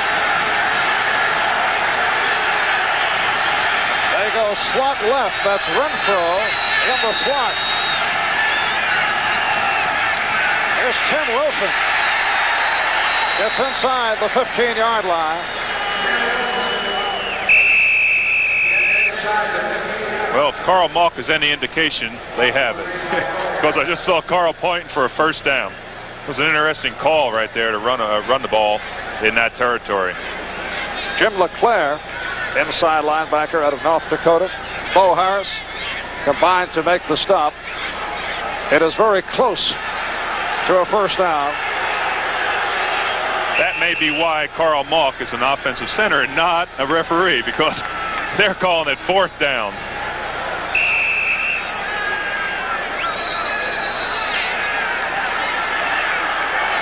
It is a 4th down play upcoming, and a timeout called by Houston. Let's see what Bum Phillips does here. Bum will talk it over with Ken Stabler, and we'll be right back with Cincinnati leading Houston 10-7. Well, the Houston Oilers have decided to go for it. Andrew Armstrong has checked in, so they'll go full house backfield. Bum Phillips deciding to go for the 7. We'll keep an eye out. Bum Phillips on the sideline. It is a 4th down and inches. Big play right here. It's Rob Carpenter. And we'll have to wait and see. Jim LeClaire was able to close it up. Bengal players are pointing that they take over. But let's see how they call it.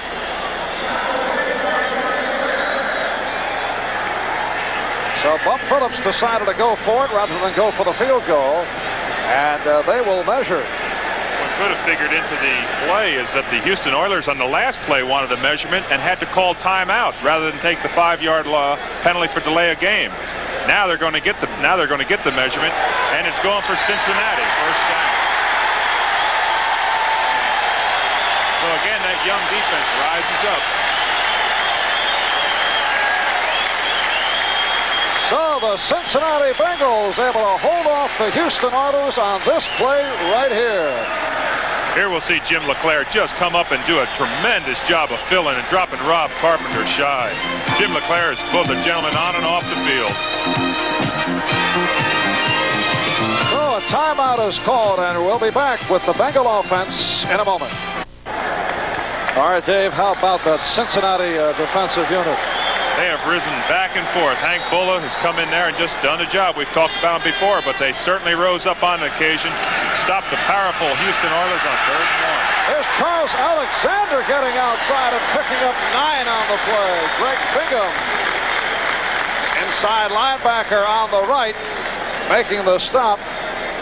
Well, that's one way to get your club out of difficulty. They were 1st and 10 at the 13-yard line.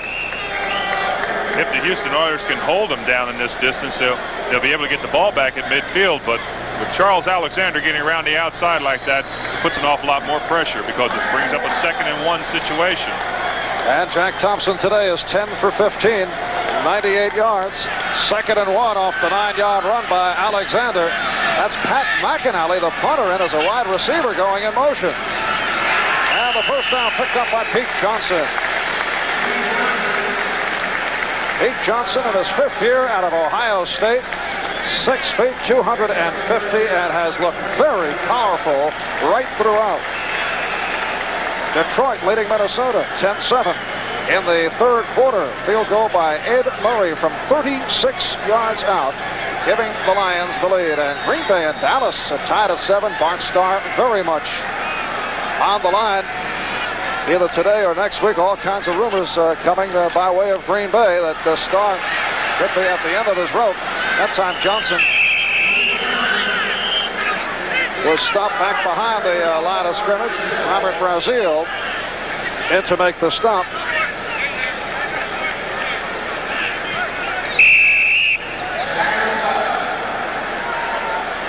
Well, a quick lineup by the Bengals. 2nd and 11. At the 24 for Jack Thompson. And Thompson going for McAnally. Overthrows. McAnally caught only 1 pass all of last year. Ted Washington was covering on the play. And here in the 3rd quarter, Forrest Gregg has inserted McAnally as a wide receiver. Well, I think he's primarily used as a punter. But an interesting thing here is that Jack Thompson is calling 2 plays back-to-back, which is trying to, again, disrupt the Houston Oilers defense from being able to call their quick signals. Usually they'll go in and the defensive concept is called in 3 segments. 1 for the line, 2nd part for the linebackers, 3rd for the secondary. And they're trying to muddle up that a little bit by calling 2 quick plays back-to-back. Thompson has 3rd and 11, and that time confusion on the other side of the line, and penalty markers are down. I'm told that Isaac Curtis suffered a bruised back, and that is the reason that we are seeing Pat McAnally as a wide receiver. The other backup receivers are Mike Levenseller and Steve Kreider, who we have seen just briefly. Illegal procedure, center.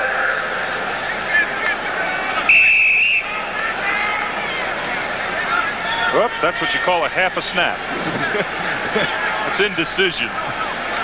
The center, Blair Bush, 3-year man out of the University of Washington. On that call, so it is a 3rd and 15. And Thompson runs out of the pocket to the 30. Down he goes.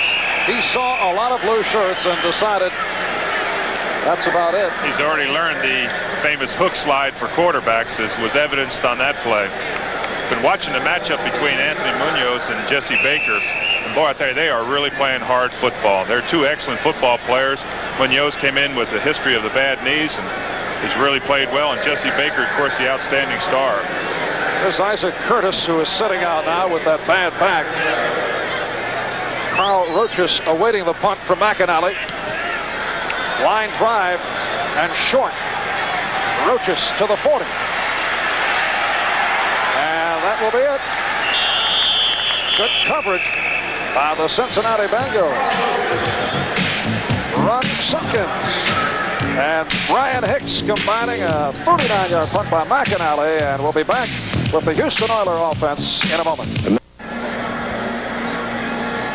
Right here, we pause briefly for station identification. This is the NBC Television Network. KPRC TV, Channel 2, Houston. 2 minutes, 51 seconds left, third quarter. Houston takes over at their 43-yard line. First and 10. Here's Stabler going sideline and completing to the tight end, Mike Barber, out at the 48-yard line, and a penalty marker thrown down. Could have been a late hit. Ken Riley making the stop. Reggie Williams there, number 57, also in on the play. I think the penalty was on Reggie Williams.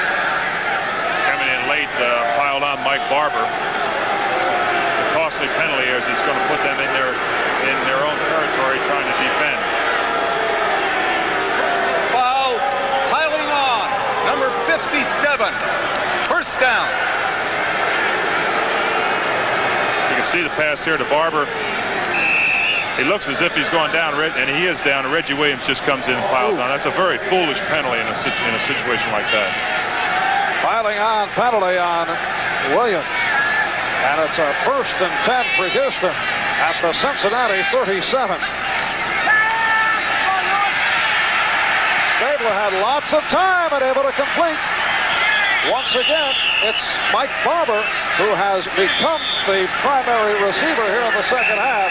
Glenn Cameron, right inside linebacker, making the stop, and some words between some of the Bengals and Oilers, and things getting testy out there now. Well, an awful lot of pressure is being put on the Cincinnati Bengals. Twice they've been down here. Last time they answered the call, but this time they're back on the 25-yard line. Stabler's got the team under control. But they certainly have used Mike Barber an awful lot more than what they did in the first half. 12-yard completion for Stabler. Now Renfro is to the left and Johnson right. Barber is tight. First down at the Bengal 25-yard line. Stabler looking and completes to Renfro. Ken Riley making the stop, and Mike Renfro has been a favorite receiver of Stabler today. It's a 7-yard pickup. It'll be a 2nd and 3 at the 18-yard line. A minute and a half remaining in this third quarter. Cincinnati leading 10-7. All the scoring in the first half. 12-yard pass play. Jack Thompson to Don Bass. 26-yard field goal by Ian Sunter. 1-yard plunge by Ronnie Coleman of Houston. And that has been it. On the sweep, Rob Carpenter not able to make the turn. That was diagnosed beautifully by number 27, Brian Hicks, rookie safety man out of McNeese State. McNeese State is right. He certainly came up and made good support on that. Came up and caught him for a little bit of a loss. It's going to bring up another Kenny Stabler situation. 3rd down and 2. Does he go for the run? If he had Earl Campbell, I guarantee you he'd be thinking an awful lot more of it. And Earl Campbell continues to sit it out as you look at head coach Forrest Gregg of the Cincinnati Bengals. I'm sure he's not too unhappy about Campbell sitting out. We could still see Campbell later on. That remains to be seen. Off the swing, Carpenter has the first down and some more. Run out of bounds by Breeden and Riley. We have continually seen Kenny Stabler fill the zone to his left. He's a left-handed quarterback, of course, but we've continually seen him run off Ken Riley deep and come underneath with patterns, whether it be to Barber or Carpenter, coming out on the left side into that zone. Obviously, Houston sees a weakness there on the Cincinnati Bengal defense. Well, the Pittsburgh Steelers having an easy time with the Chicago Bears, 31-3, bouncing back from the loss against Cincinnati, and New Orleans leading Miami 16-0. Stabler again had time, able to complete. Tim Wilson down to the 5-yard line. Brian Hicks makes the stop, and Stabler is now picking that secondary apart. All short stuff, but getting the job done. Shows that Tim Wilson is not only an excellent ball carrier with a 5-yard per carry average, but he also has good hands coming out of the backfield, and another added dimension. And that is the end of the third quarter. So at the end of 3, the score remains Cincinnati 10 and Houston 7. We'll be right back after these messages. Welcome you back to Riverfront Stadium, Cincinnati, Ohio. This is Marv Albert with Dave Rowe as we get set for the start of play in the fourth quarter. Our statistics here show that the Houston Oilers have not been able to run, but are going with the arm of Kenny Stabler.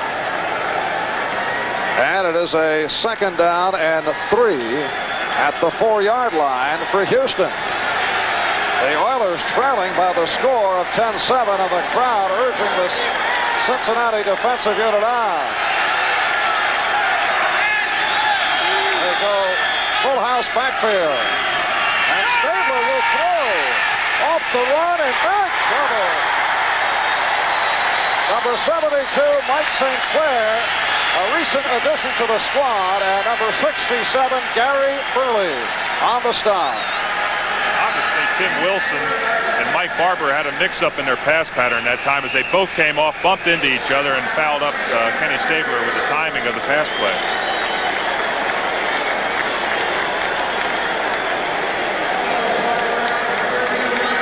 So it will be a 3rd down and 12 back at the 13-yard line. Again, the Cincinnati defense rose up to the occasion again and stopped the Houston Oilers. Stabler now 25 for 31, 234 yards. Wilson and Carpenter, the running back. This is Tim Wilson battling his way to the 10. Eddie Edwards, Glenn Cameron making the tackle. And so we will see Tony Fritsch come on for the first time to try and tie this game. And Fritsch has had another magnificent season. 4 for 4 in field goal attempts. He's hit from 31, 25, 29, and 17. Last year, a sizzling 21 out of 25. A 27-yard attempt upcoming. Cliff Parsley holding. Fritsch looking to tie it at 10. And he does. So 13 minutes and 41 seconds remaining in the 4th quarter. And the Oilers have come from behind. We're now tied at 10. Thomas, as he says, humble Henderson, who has seen some action today on special teams. As Tony Fritsch gets set to kick off, we're tied at 10. 27-yard field goal by Fritsch to even it up. Deep man is Cleotha Montgomery, the rookie out of Abilene Christian. And it's taken by the up man, Brian Hicks. And Hicks gets it to the 25, had some difficulty with it. Brian Hicks, a 5th-round draft pick out of McNeese State, providing the Cincinnati Bengals with a 1st down at the 25-yard line. Jack Thompson, the quarterback, Charles Alexander, Pete Johnson, the running backs. During the course of that last Houston series, we saw Ken Anderson warming up on the sideline. Don Bass out to the left, Steve Kreider to the right. Isaac Curtis on the sideline because of a back injury. Thompson dumping it off. This is Ross, the tight end. Good low tackle out at the 32-yard line by Ted Washington as Ross was looking upfield for that 1st down marker. Certainly was. As he come off the line, he automatically got the ball quickly and thought he had the speed to go around, but it's just an excellent tackle. But it's going to bring up a 2nd down and 2 or 3, then it's an ideal situation for Jack Thompson now. They do mark it at 2nd and 3. M.L. Harris has replaced Dan Ross at tight end. That's Harris, 83. 12 minutes, 50 seconds left, 4th quarter. Bengals and the Oilers tied at 10 as Pete Johnson was stopped going right side of the line. Curly Culp is just a perennial All-Pro, is just playing excellent football. The 3-4 was really designed, and he was the first nose tackle to play it. He stands up, Blair Bush right on the play, right to the right side of the play, and just makes the tackle. That's just a superb football play. And he is one of the main reasons why the 34 defense has become so successful throughout the National Football League. You like it, Dave? I really enjoyed it while I played it. It was a defense that's designed for players like Curly Culp and myself. Now it's a 3rd and 1 for Cincinnati at their 34-yard line. Alexander made the good second effort. Will have to wait. Looked like he was stopped short and then able to surge forward. And they will measure. There again, though, Curly Culp got great penetration. They tried to double team him to get the depth to get him out of there, but you can watch him come off the ball, standing Blair Bush straight up. Can't say anything about that. They bring Pete Johnson in there to try and double him, but of course it allows the linebackers to come up underneath. But anytime you're taking two men, somebody's free, and on that play it was. The officials first said, let's measure, and then they said, no, short of the mark as they placed the ball down, so Cincinnati will have to punt away. Paul Rochus awaiting the bunt from Pat McAnally from his 20-yard line. Excellent hang time. And will not allow a run back. And the Houston Oilers will take over. So McAnally not allowing the return. We have 11 minutes, 4 seconds remaining. Fourth quarter. We'll be back after these words. We want to make you smile. Welcome back. I see you brought a friend. My boss. Well, the veteran Ken Anderson continues to warm up on the sideline. We perhaps will see a change later on. Jack Thompson had a great first half, not able to move the club here in the second half. Here's Stabler, 1st and 10. And again he goes to Wilson. Tim Wilson out to the 43. Mike White, second-year man out of Albany State, making the stop. With 11 minutes left in the game, or less than 11 minutes in the game, this is where Kenny Stabler is the master. He comes out of here, he plays ball control, he drops off there, picks up 7 or 8 yards, puts him in an ideal situation, second down and 2 or 3. He can run or pass. This is the type of game that the Houston Oilers want to play right now, ball control. And he has a 2nd and 3 now at the 42. McAnally with a 31-yard punt, got lots of hang time, but no return on it. Off the draw. Just a short pickup, if anything, with Bo Harris all over Rob Carpenter. Reggie Williams also in on the tackle. Kenny Stabler now 28 for 32 for 241 yards, coming in at a completion record of 71%. He had hit his last 8 last week against the Baltimore Colts and was 41 for 49 coming into today. Now you know why I consider Kenny Stabler the finest quarterback in professional football. It is a 3rd and 1 for Houston. And penalty marker down. Once again, Bum Phillips going with the extra running back and Andrew Armstrong. And it is a procedure penalty. Armstrong was peeling off. And let's see the reason behind that call. Well, Bob Young just went out of the game. False start, offense. Bob Young just went out of the game, and David Carter came in to replace him. Coming in on a situation like that, 3rd down and 1, you're really keyed, and evidently he moved off sides. Moved prior to the snap.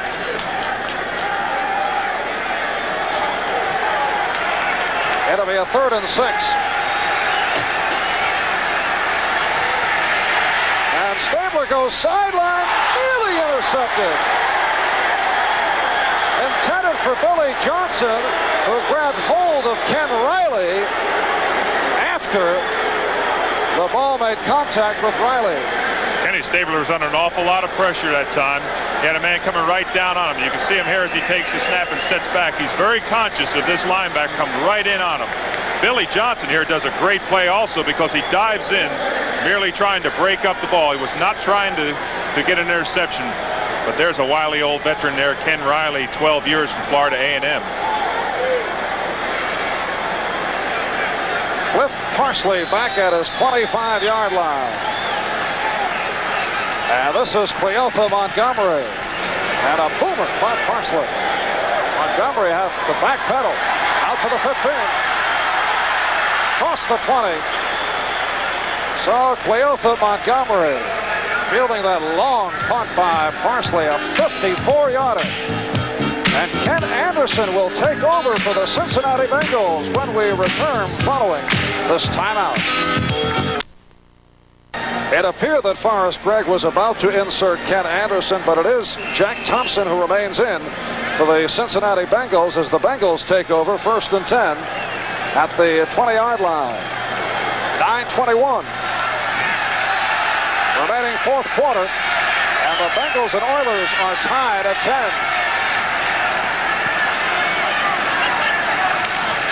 And Thompson to throw on first down. Dumps it off.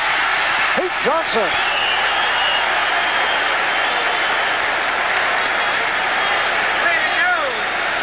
A check of the scoreboard. Buffalo now leading Oakland 24-7. Ferguson able to complete to Cribbs' 21-yard pass play to get the Bills on top. Dallas over Green Bay 14-7 at halftime.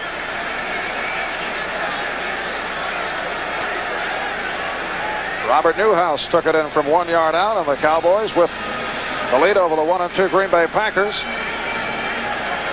As you can see, a Houston player, it's left cornerback J.C. Wilson, shaken up, and as they attend to him, will break for these words.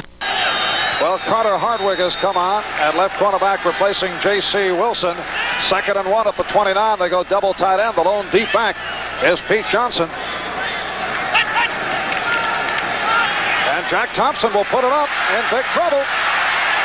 Jack Thompson now going to run for the first down, and he's got it. It appeared that they had him pinned. Elvin Bethea had a shot, could not get to him. And Thompson runs for the first down. Jack Thompson was under extreme pressure there, as you said, from several of the Houston Oilers. But Don Bass, number 84, was wide open, but Thompson just never got a chance to get the ball to him. You can see him there, just standing wide open, just wanting the ball. But actually, Thompson did a wise thing by going for the first down. He was right on the line. He had a chance to get the first down, and of course he did. Picked up 5 yards on the play. It's a first down at the 34, and another injured Houston player a moment ago. J.C. Wilson was shaken up, replaced at corner by Carter Hardwick. Looks to be Greg Bingham. So Bum Phillips concerned as Bingham walks off the field with some help. Of course, as you know, Marv, injuries play a big role in professional football. The Houston Oilers today are playing without Earl Campbell, as they are also without Kenny Burrow, their deep threat. And Isaac Curtis out of the lineup here in the second half because of a bruised back. Ted Thompson has come on, replacing Greg Bingham, right inside linebacker. Thompson, a 6-year man out of Southern Methodist. The Bengals first down at their 34, 8:20 left, fourth quarter, and we're tied at 10. Swing pass, Johnson able to catch it. He actually tripped up, put himself down, and that is pushed back the other way. Boy, is that great concentration. Pete Johnson coming out of the backfield actually tripped over it looked like he tripped over the baseball, the pitcher's mound there where they make the artificial surface, because this is a baseball field, football field. But you can see the concentration that he has.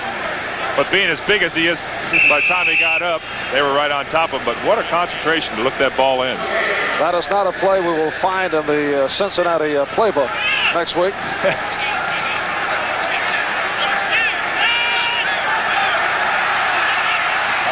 Here's Thompson to throw. Incomplete, intended for Steve Kreider. Kreider, the second-year man out of Lehigh, a 6th-round draft pick last year. And it will be a 3rd and 10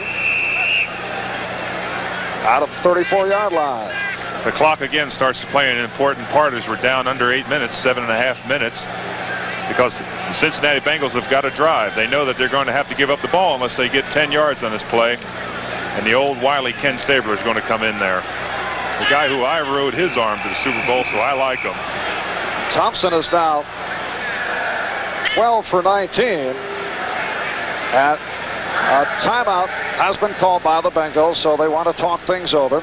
Thursday at 8 o'clock Eastern Time, right here on NBC, it's Games People Play.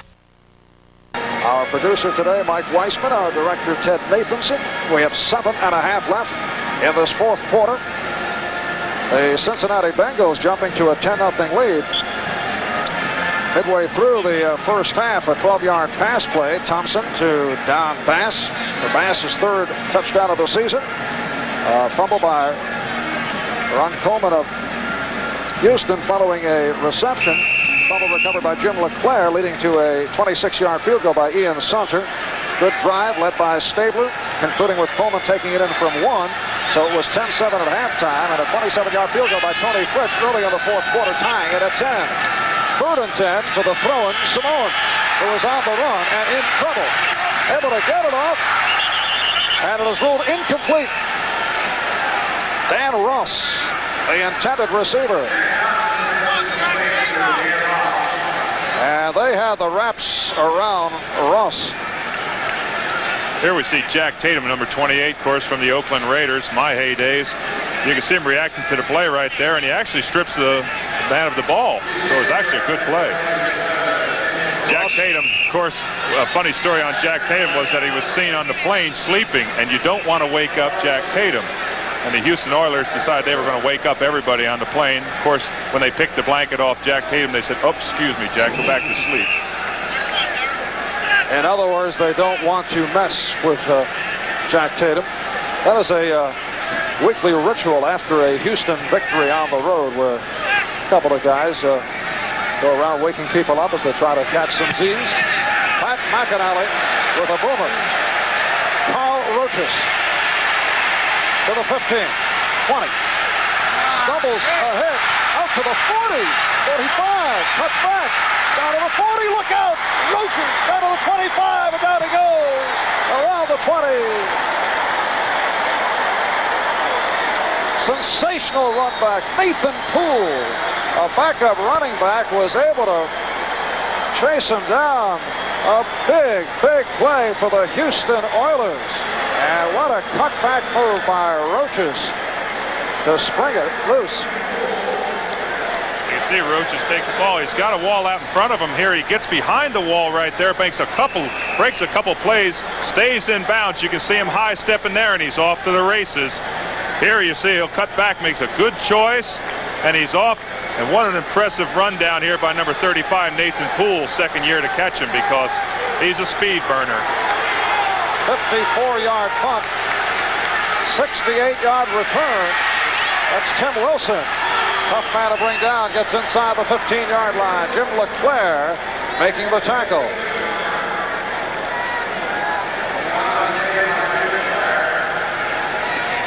So the 68-yard punt return by Carl Roaches, the rookie out of Texas A&M. Last year, Bum Phillips saw a real need in this department. The punt return, their longest punt return last year was 25 yards. So what an addition Roaches makes to their special teams. It's a 2nd and 5 for the Oilers. 6:20 left, fourth quarter, tied at 10. A bullet thrown behind Billy Johnson. Talking about the punt kickoff effort of the Houston Oilers since the injury suffered by Billy Johnson, they have been searching, and Bum Phillips does not want to use Johnson in that department because that's be tough for the little guy to take that kind of pounding. Cleveland leading Tampa Bay 24-13 in the second quarter. Obviously, Billy Johnson's quite a threat as a wide receiver. Not to say that Roaches is not a valuable player to the Houston Oilers, but Billy Johnson has sustained injuries, so they want to try to protect him in that area. Renfro right, Johnson left. 3rd and 5, and on the draw, short of a first down, Ronnie Coleman. Stopped by Ross Browner. Continually, Cincinnati has called upon their defense, and they've answered the call each time as they stop him here on a 4th down and 1. And one of the Bengal players is hurt. It is linebacker Jim LeClaire, who has been a key man right throughout this afternoon. He's had himself an excellent game. He made 2 great stops on short yardage and recovered a fumble, which led to their 10-point lead.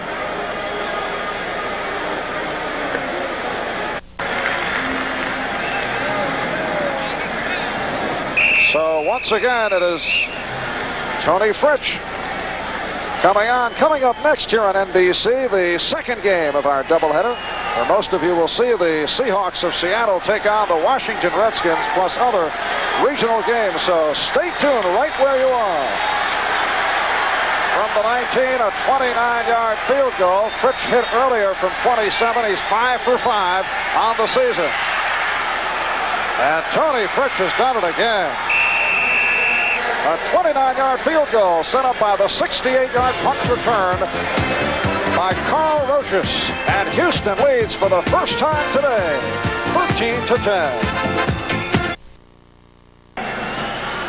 There's the story. 5:33 left, fourth quarter, as Tony Fritsch gets set to kick off following his 29-yard field goal. He is hit from 29 and from 27. There's Cleotha Montgomery awaiting the kick.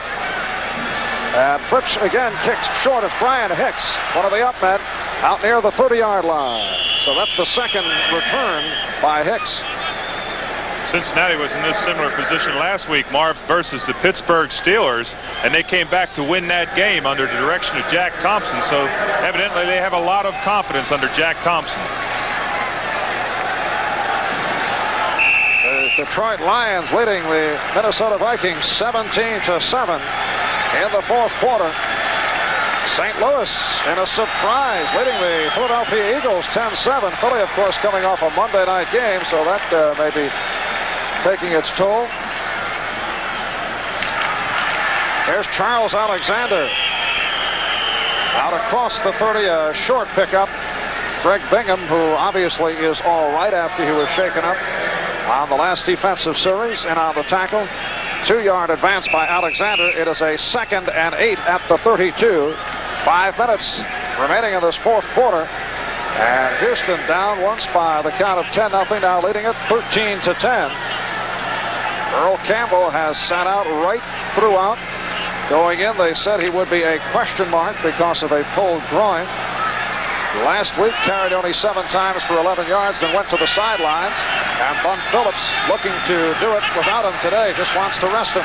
Here's Alexander on the sweep across the 35. Charles Alexander, who comes off a disappointing rookie year, has been showing signs of coming on. Out of Galveston, Texas. Stopped by Andy Duras, the defensive left end. Well, he certainly knows how to carry the ball, Charles Alexander. At LSU, he carried the ball an awful lot of times. Picked up 5 on the play. And it's a 3rd and 3. Doris, Cope, Buffet up front. Brazil, Bingham, Stringer, Washington on the linebackers. Now Kennard is in for Cope at middle guard. 3rd and 3, the call. And Thompson will put it up. Penalty marker is down. Thompson overthrows Alexander out at midfield. That was an obvious holding penalty against the Houston Oilers. They like to tackle not Don Bass, but I believe it was Don Bass as he come off the line.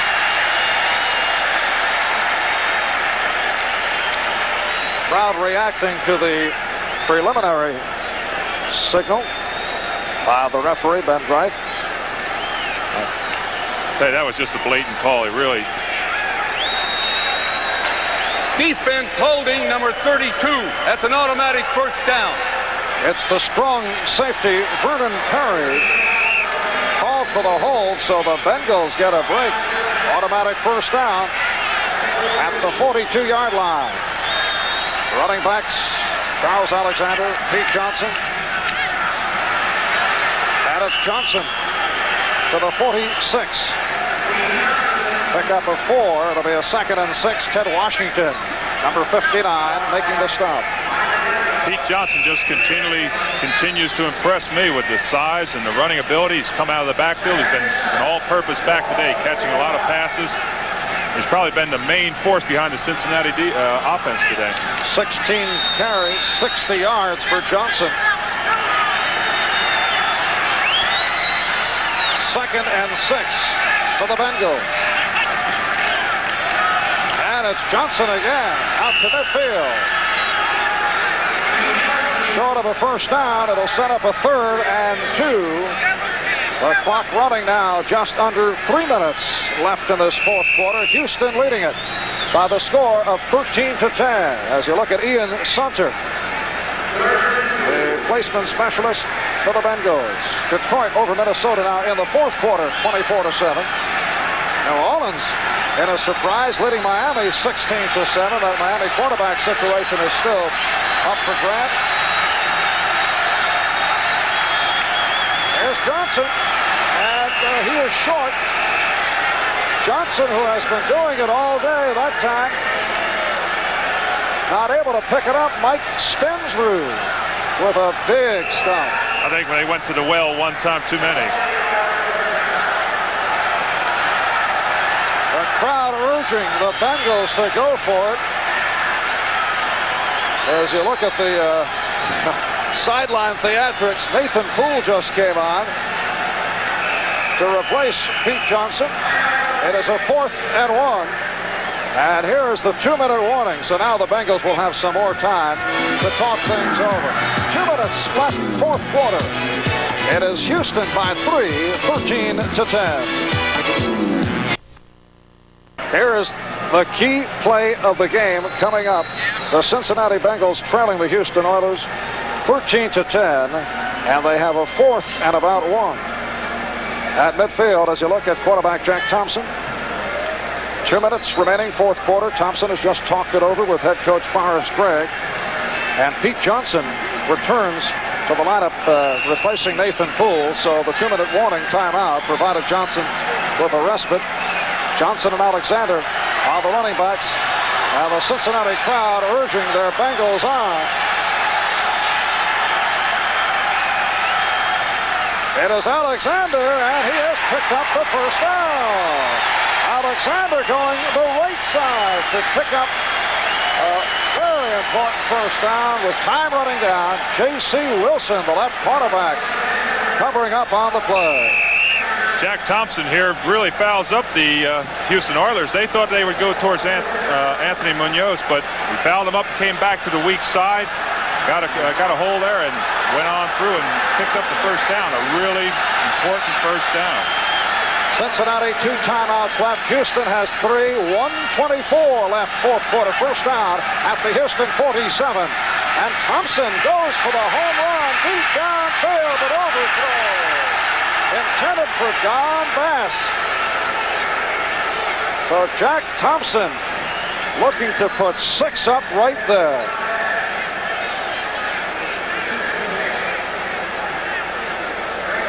Jack Thompson here really laid it out for Don Bass. You can see the effort.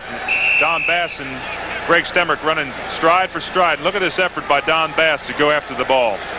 They really want to play for Jack Thompson and Forrest Gregg. Now Pat McAnally has come in as a wide receiver, replacing Steve Kreider. 2nd and 10 for Cincinnati at the Houston 47. Thompson, as you see, 13 for 21. Oilers lead it by 3, 13-10.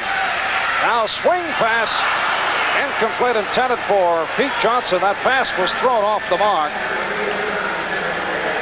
And he had the linebacker Brazil right in the line of sight. So it is a 3rd and 10 at the 47. Again, they've continually gone to Pete Johnson, and Robert Brazil saw him coming out of the backfield and just stayed with him. Only 1 minute and 9 seconds left in the 4th quarter. Ian Sunter obviously thinking it over right here. He had a big one in the final minutes last Sunday to beat the Pittsburgh Steelers. And Thompson goes sideline, and it is picked off by the Houston Oilers. M.L. Harris, the intended receiver. Jack Tatum with the intercept. And the Oilers, with 1:01 left in the 4th quarter, have regained possession. That's one of the great things that Jack Tatum can do as a nickel back. He's the extra back there playing the eyes of the quarterback. He merely drops back, plays center field, sees where Jack Thompson is looking, and plays that way. That time he played just excellent, came up, took the ball, and could ice it. And Jack Thompson, very unhappy young man, as he tried to drill it through a crowd along the near side. Jack Tatum coming up with his 3rd intercept of the season, and he has been employed primarily as a nickel back. 9-year veteran out of Ohio State. Pound for pound, still the toughest hitter in the National Football League. Quarterback Ken Anderson, the veteran, talking with the 2nd-year man, Jack Thompson. as the Oilers take over. 1st and 10 at their 35-yard line. They lead it 13-10, and they just want to kill off the final minute 1. Ken Stabler. Full house backfield. And a quick timeout being called for by Cincinnati. Harris just grabbing Rob Carpenter. That's the final. Buffalo Bills have done it, defeating Euro Ball Club Day, the Oakland Raiders. 24-7. What do you think about Oakland? Buffalo certainly looks like they're for real. I think Oakland is in the transition period of coming from the older players to the younger players, but Buffalo has really been impressive this year. The rookie Cribbs, Joe Ferguson, excellent quarterback. I think after the first couple games, no one really thought that Buffalo was that good, but they're getting more and more credibility every week. Ken Stabler with another extraordinary day. 28 for 34, 241 yards. Oilers again just look to kill the clock, and the final timeout being utilized now by Cincinnati. The Bengals looking to strip the football, looking to do whatever they can, and of course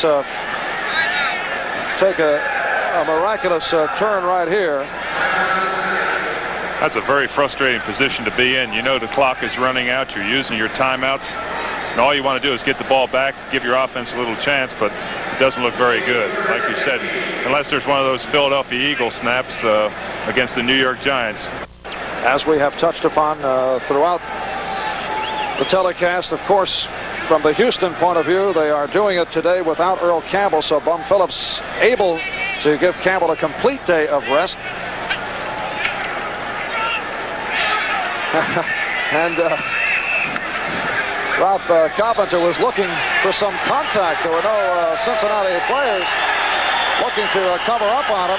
Penalty markers all over the field, and we have some temper tantrums on both sides of the line. A frustrating day for the Bengals, who played very well, and yet here they are faced with 40 seconds remaining and a difficult three-point defeat. That's very surprising, Leon Gray being in there in an argument like that, because he's a very mild-mannered person and very, very well-liked, very popular. But as I said, it is a frustrating position to be in. One thing it does do, though, is stop the clock. You can see Bum Phillips there wanting the clock to run. Offsetting penalties, personal fouls assessed on both the Oilers and the Bengals. The clock has stopped with 40 seconds remaining, and Bum wants that clock to show some movement, and he is in a rage right now. In fact, Phillips at the far side on the field, which is a no-no.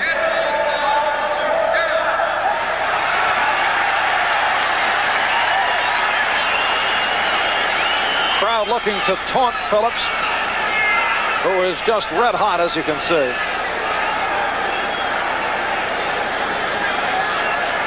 Timeout being indicated by Bum. And the reason for that timeout, he wants to talk with the officials. I think he wants to make sure that he gets his entire punt team in there, because definitely Cincinnati is going to be coming at it.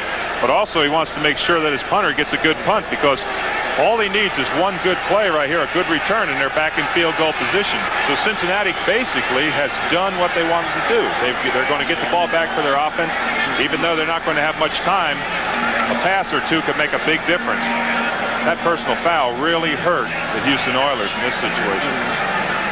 The back judge, Stan Javi, try to settle Phillips down. There's referee Ben Greif. Bum is still upset because he felt the clock should have started. I know he's upset now. I just saw him take off his hat. Well, we have an opportunity, thanks to our statisticians Bill Schwarberg and Mike Leonard, our statistician Dr. John Drought. Always good to have a doctor here, Dave, in case you get physical. Yeah, after playing the last 2 years without my helmet, sometimes that does happen. But that penalty really is a big play in this game. Now, what does Cincinnati do? Do they come out and block the ball, or do they try to get the return? If it was me, I'd try to get my return to get the ball back into 3-down territory. All right, Cleotha Montgomery is back. Cliff Parsley will punt from his 6. We have 40 seconds left, fourth quarter. It might take a safety. No, he's not going the Don Shula route. Good hang time. Montgomery to the 40. And that's it. Keep in mind the Bengals do not have any timeouts. So we assume that Jack Thompson has called off several plays right here. And we'll look to go sideline and stop the clock. 47-yard punt and a beauty by Parsley. They've got to get down to the 30-yard line to get into Ian Sunder's range. Obviously, they're going to have to go to a sideline pattern because they don't have timeout, as you said, Marv.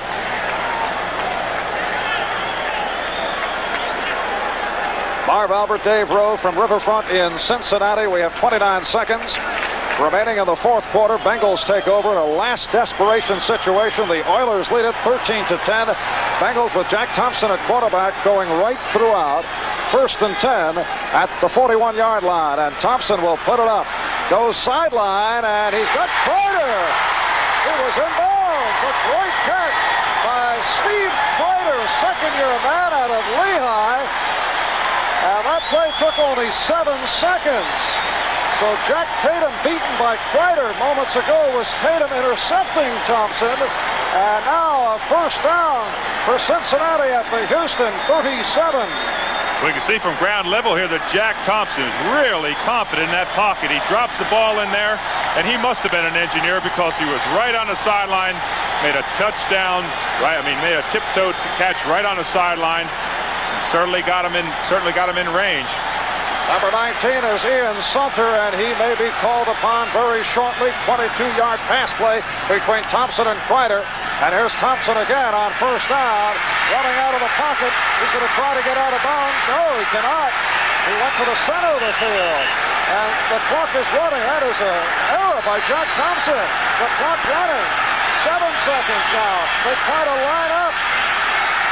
And now the clock was stopped with 5 seconds. Jack Thompson should have gone to the near side. Should have gone out of bounds. He's got to get the ball out of bounds right now. He's got to take the snap, and throw the ball down to kill the clock to get a shot at. They've got 4 seconds. 3, 2, Even if he does, 1. Ian Sunter will have quite a task. He does fire. It's batted away. The scoreboard shows no time. Let's wait for the official announcement. 0-0 on the scoreboard. There's the gun, and that's it. So they are not able to get the field goal kicker Ian Sunter in. A critical error by Jack Thompson as the Houston Oilers have defeated the Cincinnati Bengals 13-10 with the game winner, a 29-yard field goal by Tony Fritsch, his second field goal of the afternoon. So Bum Phillips has to breathe a sigh of relief to pull this one out. Houston goes 3 up and 1 down. A tough loss for Cincinnati. They are now 1-3 from Riverfront Stadium, Cincinnati, Ohio. This is Marv Albert along with Dave Rowe. Now let's go to NFL 80 in New York. Here is Brian